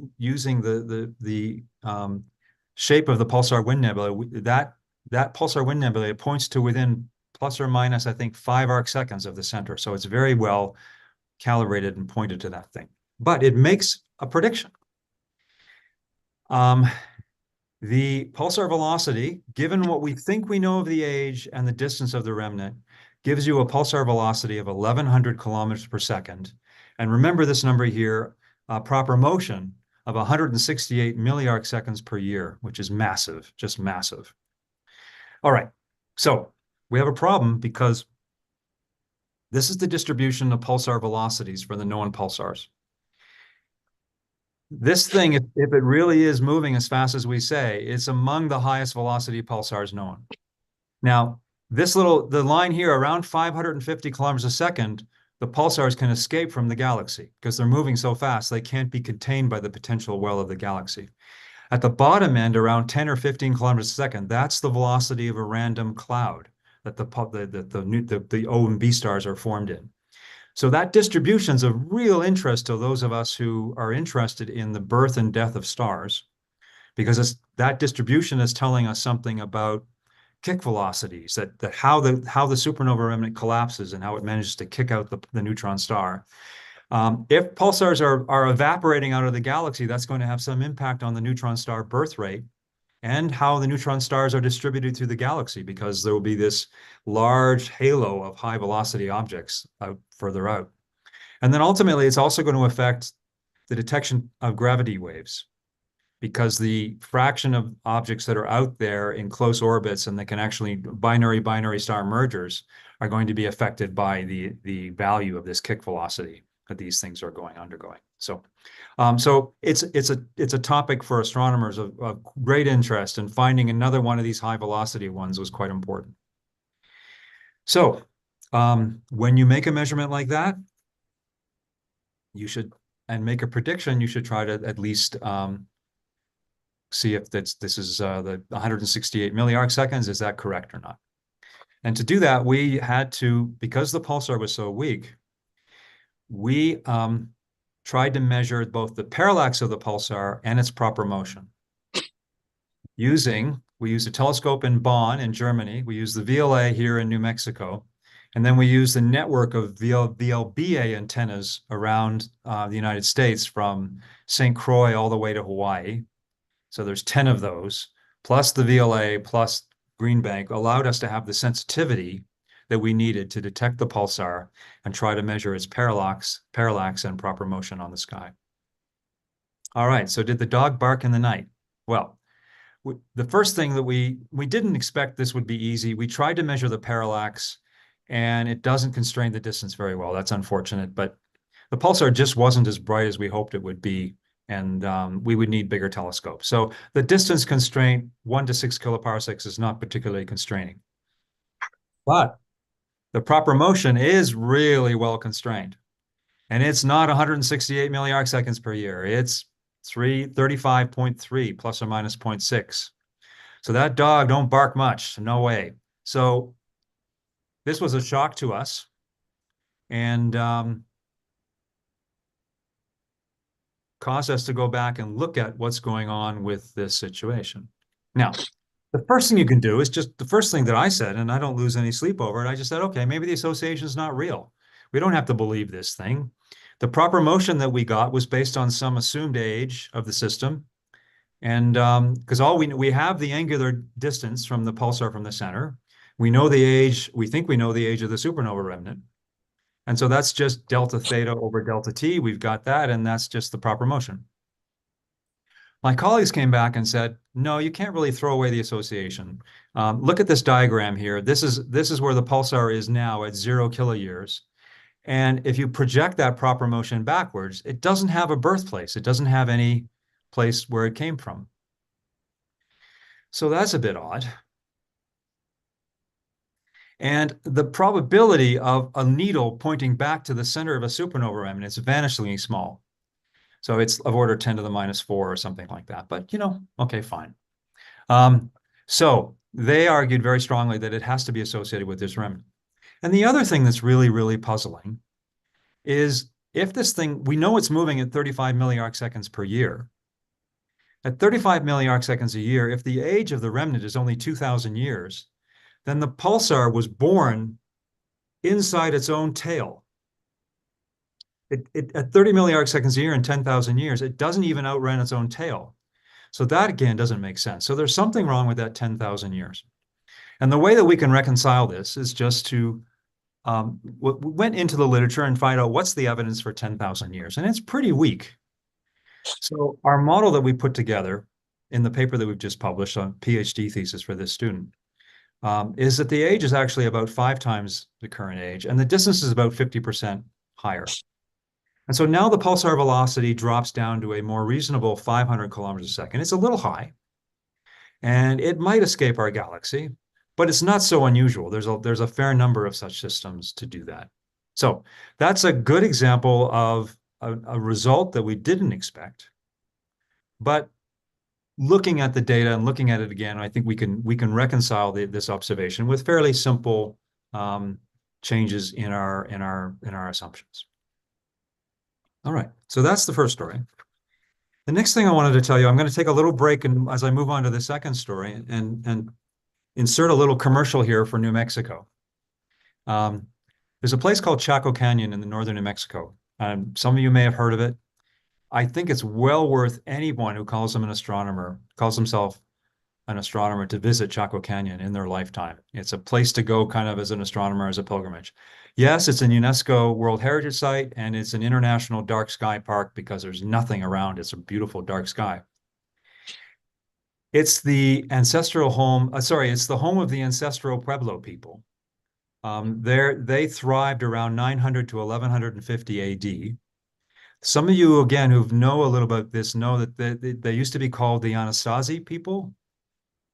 But there's a funny story about this. The Anasazi people, when white settlers first came into this area and found these ruins, And I'll explain about the ruins in a second. They were so impressed with the ruins that they asked the Indians that were there, the Native Americans that were there at that location, and they were Navajo.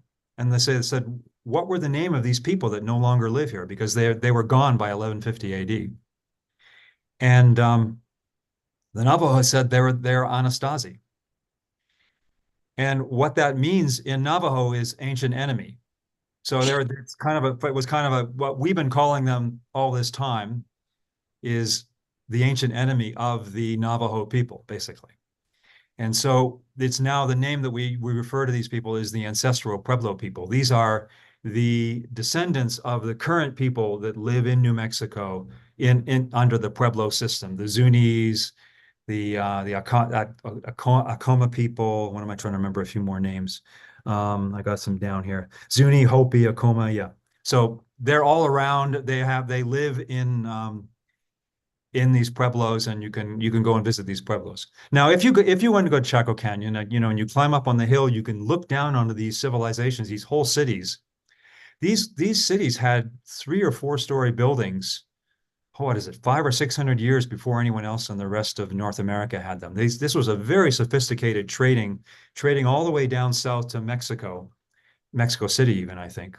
And they built their homes and other structures to really pay attention to equinoxes and solstices and things of this nature. So there are places you can go at certain times of year where you can see the sun shining through these windows and doors with appropriate corrections because the Earth has changed during that time. The Earth axis has changed. So they paid a lot of attention to the seasons. But the real treat of a trip like this is to go just a little bit outside the cities. And this is a picture that never fails to cause, when I go there, I have one of these moments of awe where I just feel connected to the rest of civilization in a fundamental way. Now, we don't know this for sure, but high up on this cliff face are these symbols. And we think that this is the historical record of the supernova of AD 1054. That if you backtrack at the time, this is July 4th, 1054 AD, the sun is at this location, and they use the hand as an angular diameter. The moon is in this phase, and the Crab nebula, well, will become the Crab nebula, but the Crab supernovae is about this angular distance away. So you can't prove it, but it was true that the Crab would be bright enough to have been seen even with a partially bright moon like that. And you just have to go there and you just get this amazing connection to something that happened over nearly 1,000 years ago. And incidentally, I think there might be an evening like tomorrow when you're going to go and look out in a telescope. I think I would advise everyone again to go and look through a telescope at the Crab Nebula, because the light of the Crab Nebula is unlike any light you'll ever see in any other star system, because the light from the Crab Nebula, the optical light and the radio light, is synchrotron emission. And it is, unless you go inside a nuclear reactor, if you have that opportunity, well, I'm sorry for that. But you won't get to see this kind of synchrotron emission. It's relativistic electrons spiraling in a magnetic field and emitting radiation. And the light that you see from the Crab is that synchrotron emission. And it's just, everything else is mostly thermal emission. But this is unique light, and I advise you to go and take a look at the Crab and remember that the next time you look at the Crab Nebula. Okay, so just to make a historical transition, we start our next story about 100 years later. All right, the year is 1181 AD, and we are in what people call I think it's what is called the High Middle Ages. It used to be called the Dark Ages, the High Middle Ages. And 1066 AD's happened, all that stuff, the Norman conquest, everything else. So 1066 has gone by. The Magna Carta has not been signed yet. Europe is still in kind of this turbulent phase, but in Japan, they're in what's called the Heian period, Heian period. And the influence of the central court is starting to fade, but the rise of the shogun culture is starting to come up. In China, which is really thriving, they're in the Song dynasty down south. They have an extensive court system, an extensive administration system. It's a time of great art, great literature, great inventions, technical inventions. And just imagine for a second, if you were a European and you were looking at a newspaper from 1181, right? So you're looking at that newspaper, and these headlines I've actually pulled from this time. If you were a European, you'd be amazed at this amazing windmill technology that's arriving in Northern Europe that's just arrived. Windmills have arrived in Northern Europe for the first time. Francis of Assisi has just been born. As I said before, the founder of the samurai clan has just died, and so the whole samurai system is going to be rising. But the real headline of the year is this breaking news of a new star appearing in the sky. And these courts in Japan, these courts, and particularly in China, employed astronomers whose job it was to sort of scan the sky for, of course, regular things like eclipses and the seasons and things of the nature. But they also were really big on new events that appeared in the sky and recorded them. And these so-called astronomers were kind of a combination of wizard, magicians, astrologers, that sort of thing, right? They weren't what we'd consider a modern day astronomer, but they did write down these things, and they did make written recordings of them. And in 1181 AD, they recorded something in this part of the sky over here that I'm showing you. These are their constellations, but this would be in our modern day Cassiopeia constellation. And the situation just sort of stayed there that way for quite a long time, for basically another 800 years. When an amateur astronomer named Dana Patrick was part of a group called the Deep Sky Hunter Group, and they were looking for planetary nebulae. And this is the second time tonight you've heard WISE mentioned. I think all WISE is just the same satellite. It's just a different catalog. It's an infrared catalog.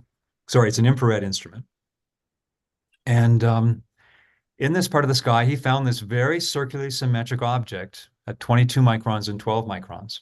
And the only difference between these two images, the top and the bottom, is the bottom one, I have stretched the 22 microns a little bit to show you the very faint stuff. So at the center of this object is this yellow thing is actually a foreground star, but at the center is this red thing here is a star. And then this highly symmetric circular thing that extends out to about 220 arc seconds if you stretch out the, the faint WISE emission at 22 microns. So he was searching for for planetary nebula. So he said, oh, this looks like a planetary nebula. Not realizing that it's in the same part of the sky as the 1181 supernova. We'll get to that in a minute. And he just entered it into a database as a possible planetary nebula, and he calls it PA30, which is Parker's star, and Parker star number 30. Until a couple of years later, like 6 years later, I think, other groups said, okay, let's drop a spectrograph on this and see if it really is a planetary nebula as it's been registered. And then another group, maybe two groups actually, started doing X-ray imaging observation of the same nebula with the XMM, the European XMM, and the Chandra satellite. What astronomers saw was something that defies description, just a bizarre looking thing. And I know most of you here don't spend your days staring at spectra. I certainly don't. But one of the things that jumps out at you is that there's no hydrogen or helium in this thing. It's all oxygen and carbon. And the other thing that jumps out at you is the width of this line here.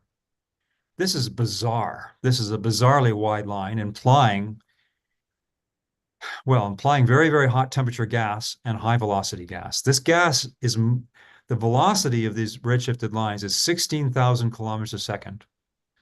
So you have from the central star is a wind coming off at 16,000 kilometers a second, almost twice as fast as a normal supernova. And it's got a temperature of 200,000 Kelvin. It's just with no hydrogen or helium. So it's very strange, very strange. Most of the material is actually in carbon and oxygen. At the same time, they were doing, this is the contours on the bottom picture here. I've got the infrared image, and then I put the X-ray contours on it. You can see the X-rays, there's X-rays in the center, but there's X-rays also on the outside.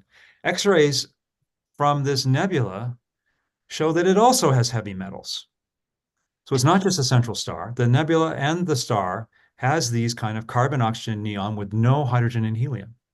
Now, it's one thing to have a star that's got all these heavy elements, but to get these heavy elements outside the deep potential well of a star, the only way to do that is to blow something up. And there's a supernova. You need a supernova explosion to get material out that far.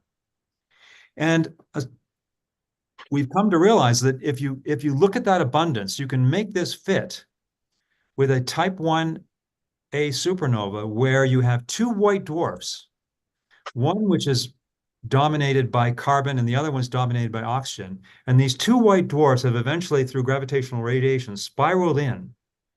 And rather than detonating completely, the star didn't fully explode. It's kind of a zombie star. It's kind of a star.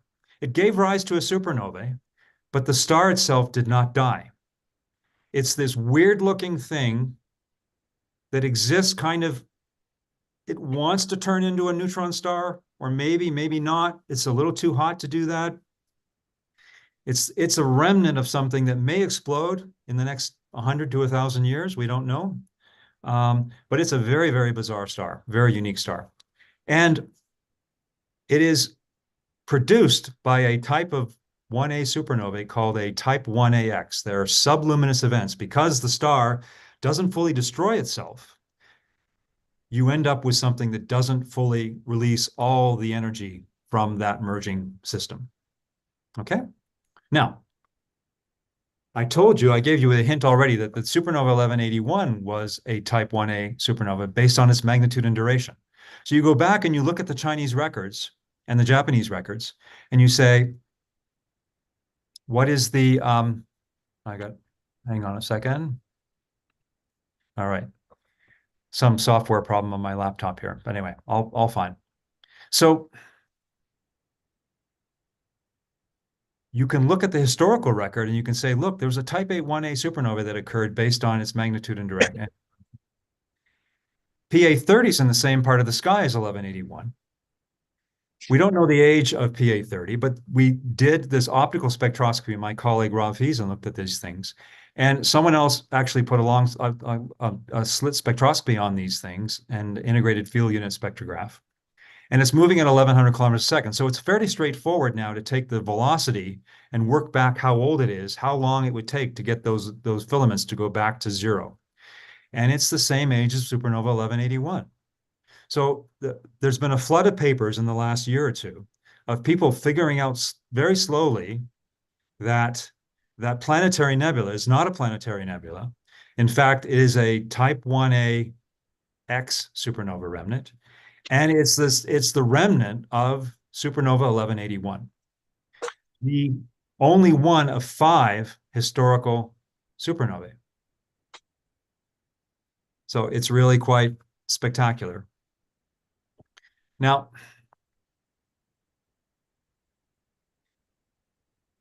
all this data is all really good. And if it truly is what people are saying, the natural thing to do next is to go look in the radio. Because this is a picture of from ASCAP. I don't want to say, where was this? Yeah, this is from ASCAP, the Australian telescope down south, just a little slice of the sky. Most of the things you see here that are bright are supernova remnants. 90% of all the supernova remnants that have been found in our galaxy have been found using radio, because radio has a lot of advantages. It penetrates through the dust and gas, and it's easy to find these remnants. The other way we find them is through X-rays and optical, and they have their own issues, but 90% of all the remnants are found that way. So it's very natural to assume, okay, if this object is the supernova 1181, where's the radio mission? Let's go look for the radio mission. There are 5, as I said, historical supernovae, and they all have bright supernova remnants. So we did this, and yet again, the dog did not bark in the night. we took some really deep, went into the archive, found some really, really deep archival observation. This circle you see here is kind of the extent of the infrared and X-ray observation, where you'd expect an infrared and X-ray emission shell if it had a radio equivalent component. And there's a few point-like sources here. They're probably boring extragalactic sources. There's no diffuse emission down to some ridiculously faint limits. There's nothing there at all, right down to the faintest known remnant in our galaxy. So that, again, another complete surprise, and I'll explain why that's a surprise in a few minutes here. So these are the historical type 1A supernova remnants that are known in our galaxy. There's one that went off in 1006, supernova 1006. There's Tycho supernova 1572, Kepler supernova 1604, and of course the supernova 1181 AD, and then the other one is the Crab that I've already mentioned, but that's a type 2, so I'm not going to mention that one any further. That's a core collapse. These are all ones that have occurred as a type 1A supernova.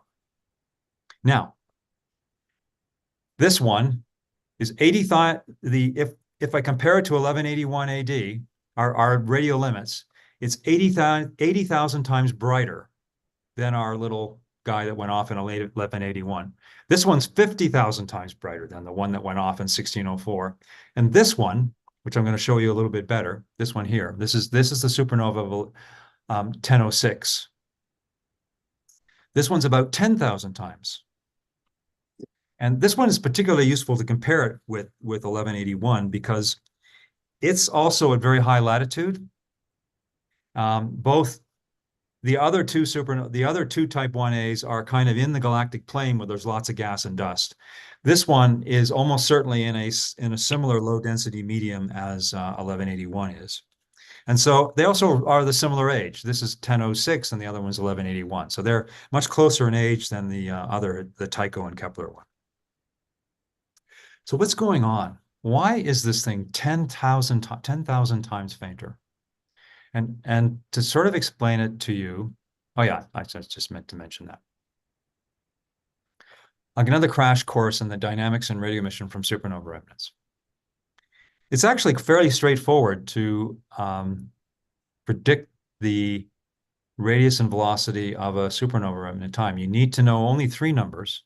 You need to know the initial energy of the explosion, E naught in the center there. You need to know the density of the surrounding medium, N naught. That's how much gas the thing is expanding into. And then you also have to know how much ejecta mass there is. How much mass did it eject from the collapse of those two merging stars? Okay, so how much was thrown out of the system at high velocity? So only based on those three numbers, supernova energy, density of the surrounding gas, and mass ejected by the star, you can predict what the radius and velocity is with time. And we plug those numbers in for the supernova we know, and we get the right answers. Now, the radio emission is a little bit more complicated. The radio emission is coming from something called diffusive particle acceleration, diffusive shock acceleration. The radio emission is not like a pulsar wind nebula where the pulsar is blowing out the emission. The radio emission here is being generated in the forward shock that's plowing its way through the interstellar medium. And that shock is pushing against the surrounding interstellar medium, compressing and amplifying the magnetic fields in the surrounding compressing and amplifying the magnetic fields. And then particles that are traveling in that fast forward shock get swept up and down that forward shock until they get up to relativistic energies. And so it's the same concept for those who've read about cosmic rays. It's the same acceleration type process. But in the radio, it's mostly the relativistic electrons that we're interested in. And the things that we have to know in order to predict how bright these things are is what fraction of that kinetic energy goes into electrons, what fraction goes into magnetic fields. And there's really good, and how many electrons are produced, and at what sort of distribution of energies are there. And from theoretical modeling, but also extensive observations, we kind of know those parameters reasonably well. And so I can now construct a model for a typical type 1A supernova versus this 1AX supernova 1181. So what I'm showing here in age versus radioluminosity is the red curve is just a typical model for something with the parameters, the energy, density, and ejecta mass for a type 1a. And it agrees really well with supernova 1006 because the density that I've chosen is a low end density because it's out of the plane. And but you can just see just roughly, because we're in log space here, there's pretty good agreement. Why now supernova 1181 is really subenergetic. This is based on the X-ray data. The energy is of order 10 to the minus 3 of the 10 to the 51. So it's only 10 to the 48 ergs of energy. The density is about the same, and the mass of the ejecta doesn't really affect things very much. It shifts the light curve around and by factors of 2 or so, but it's not going to give you that factor of 10 to the 4. The difference between here and here is almost all explained by that lower energy. And simply speaking, there aren't enough electrons swept up in this low energy shock to radiate efficiently. And so, fine, the dog didn't bark in the night, but we learned some amazing things from this, and I'll talk about one of them in particular. We expected to detect some emission, but we should have, in retrospect, realized just it wasn't very energetic, and we should have seen things. We should have expected it to be really faint. So there is this problem in the literature, in the people who look at galactic supernova, it's called the missing supernova remnant problem. And what it is just an observation that approximately you can estimate, the birth rate of supernovae, roughly how long supernova remnants last. You can work out how many supernovae should be in our galaxy. And we're missing 80 to 90% of them. We don't know where they are. And remnants go from young, bright, to old and faint, like the rest of us, I guess. And so the missing supernova problem has 2 parts to it. Let's look at the old, faint ones for a second. When a remnant is old and large, it gets very hard to see against the background of the surrounding synchrotron emission from our galaxy. So it blends in with the rest of the galaxy. And it can be found, but radio is really hard. The interferometers are not sensitive to the extended emission. And the best way to find these ancient old remnants was something like H-alpha, and then go back and look for the radio, because the H-alpha can last a long time and can radiate quite efficiently. And that's just a new and growing area, but that's where they think a substantial number of the missing remnants is here.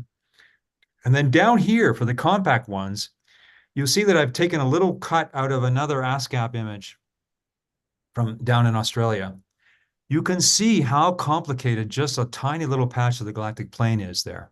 Are those H2 regions? Are they Wolf-Rayet winds? Are they supernova remnants? They're really hard. When it gets really compact or distant, like young or distant, it gets really hard to distinguish between planetary nebulae, supernova remnants, H2 regions, all that stuff. And so you have to kiss a lot of frogs in order to get the one supernova remnant. And it's a hard problem. And the way they typically go about it is they have noticed that radio supernova remnants don't have a lot of dust in them. And so anything that's dusty is considered an H2 region. And the things that don't have a lot of dust are classified as supernova remnants. So that's the technique. But with this guy, we have some new piece of phase space where we have something that's radio faint now, but also young. So the radio's techniques are not going to work, and they're not going to work for 2 reasons. One, of course, is it's super faint. And just think about it. We only have 5 historical remnants, and one of them is so faint that our existing telescopes right now can't find it. And these are all nearby. These are all within sort of 2 or 3 kiloparsecs. So they're really nearby, these historical ones. So there are 2 problems with it. One is that it's too faint in the radio. But the other problem with it is it's bright in the infrared. Remember, that's the 22 micron stuff. So the very thing that astronomers have been using to distinguish between remnants and H2 regions is not going to work up in here. And we estimate if 10 to 15% of the missing supernova remnants could be of this kind of class. If they produce dust, if they are faint in the radio, then about 10 or 15% of them could be this kind of type. And this is kind of interesting because these are producing dust. They could be a substantial source of dust in our galaxy if they truly are supernovas. So that, for us, when we wrote up the paper, was a very exciting conclusion based on, frankly, a non-detection of the radio. We can get a lot more out of that system. It teaches a lot. I've got 2 more slides and just a couple of closing thoughts. I work with a lot of young students, a lot of postdocs, young postdocs, and they seem uniformly horrified at the idea that the dog won't bark.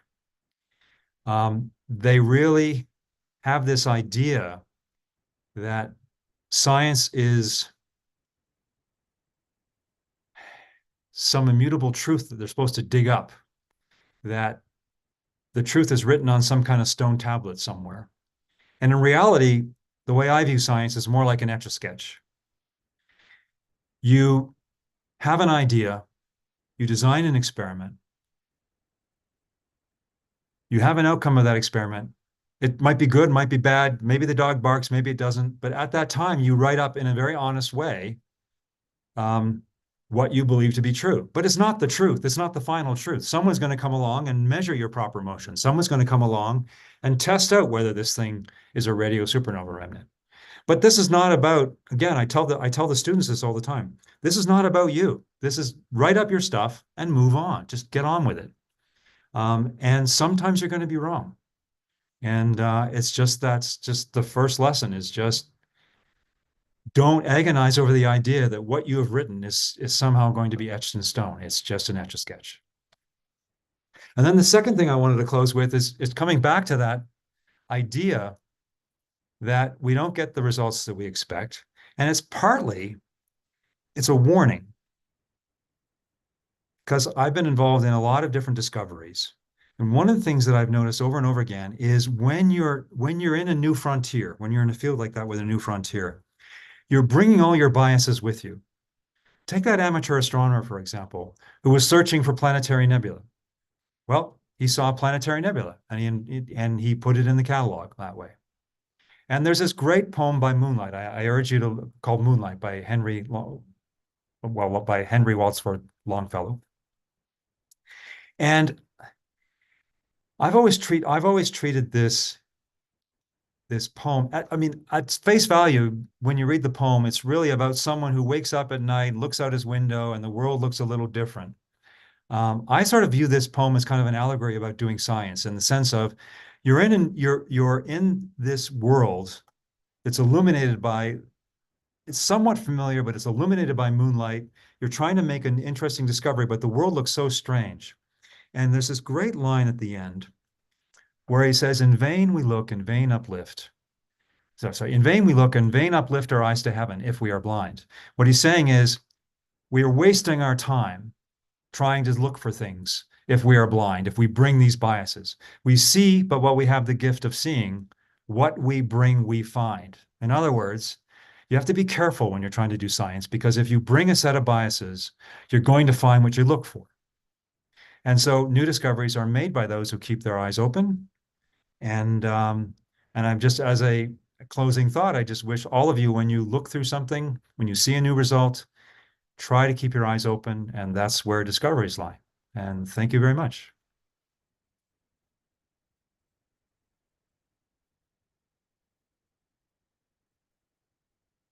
Any questions? I see 3 messages.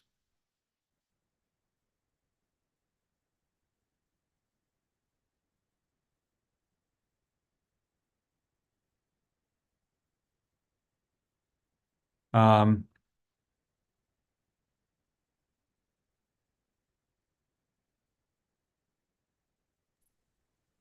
just. I'm going to mute.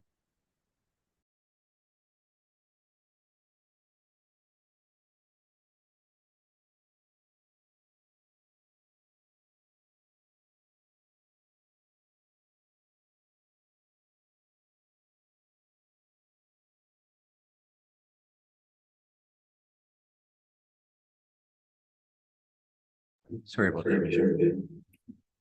Right. Okay, I'll try again. You had this shock and you had this diffuse acceleration emission from some supernova remnant, and somehow it accelerates through the shock. Now I've come across this twice and I still don't quite understand it. Can you explain it in some simple way? I'll try. Like a magnetic field or resonance effects? I just don't know how It's a scattering phenomenon. So the shock, I'm going to try to do this. I was going to include a cartoon in there and I just thought, no, that's too silly. But the cartoon shows the shock moving and then sort of two badminton players on either side. But let me show you what's happening. The particle, the shock is pushing, of course, gas and magnetic field downstream. It's exciting magnetic resonances, basically magnetic alphanic waves, okay? And the particles are getting scattered by that alphanic waves back and forward in the shock. And so let's imagine a little particle on the left side. The shock is moving to the right, and the particles on the left side, it scatters off the magnetic irregularities and then picks up, as it crosses the shock, it's picking up energy. Every time it crosses the shock, it's picking up energy. And I'm not sure I've done a good job of explaining that, but it's called first order Fermi acceleration is what it's called. It's a diffusive shock acceleration process. And it's those it's the scattering of the particles off the alphanic waves that's picking up the energy. So it's like, again, the way they show it is like badminton players kicking the thing back and forth across the shock, and each time it gets a little boost from the shock. Those alphanic waves, sorry, it's late for me. The alphanic waves are the source of the scattering, and it's the shock that's the source of the energy. Does that help at all? Go ahead. Sorry, what did you call it so I can at least Google it? You said Fermi something? First order Fermi acceleration.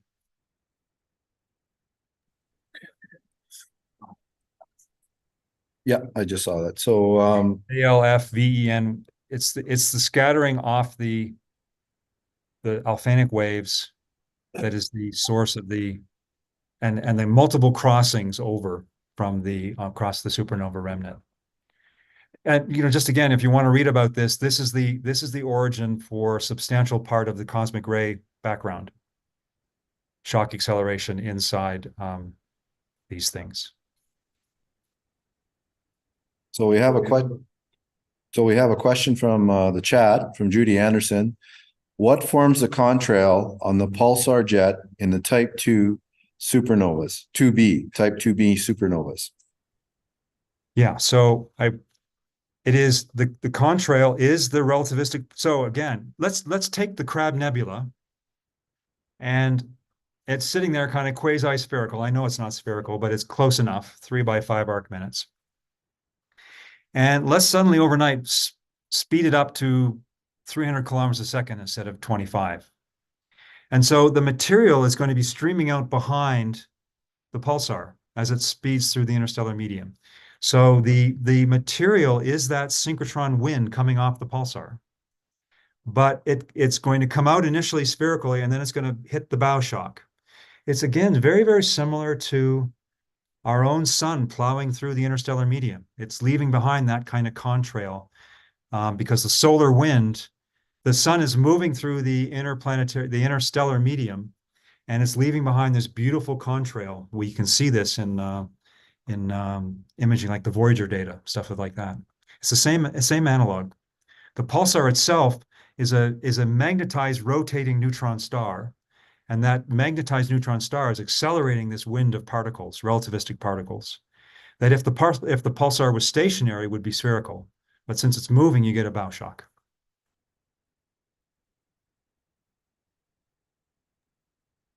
Thank you. We have another question. So for the imagers, the star at the center of PA 30 is only magnitude 15.4. I know the nebulosity will be much fainter and only in S2 and O3 but I wonder if it's reachable with a big scope and narrow band filters. Absolutely. That image that I showed you was a sulfur 2, right? I think. I don't have it. I'll just look at the talk myself here.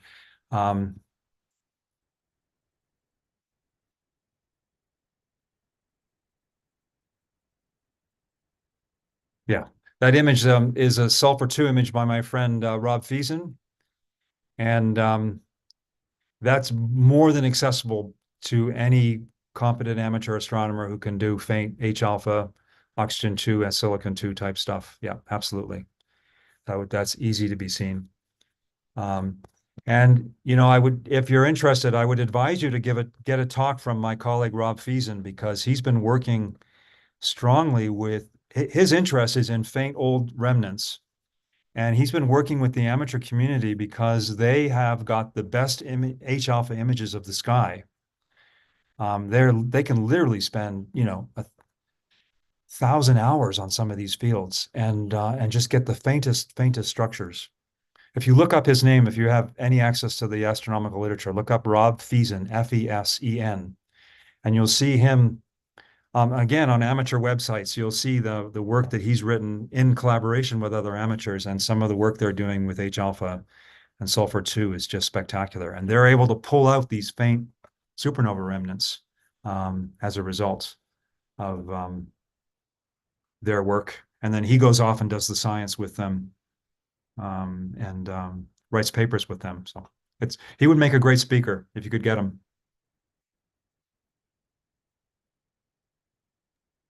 Thank you. We'll look at that. Any other questions from the audience? Any other questions? And there's nothing else. So Dr. Dale Frail, thank you very much. Lots of very positive comments in the chat. Appreciate you, and thank you very much on behalf of the RASC Winnipeg for your enlightening talk tonight. And it seems like tonight we've gone to the dogs. Yeah.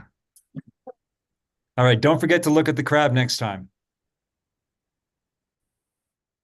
And with that, we will close off our meeting. Thank you very much for those who are interested. There'll be continued discussion over at Boston Pizza on Pembina. Have a great evening. Bye-bye.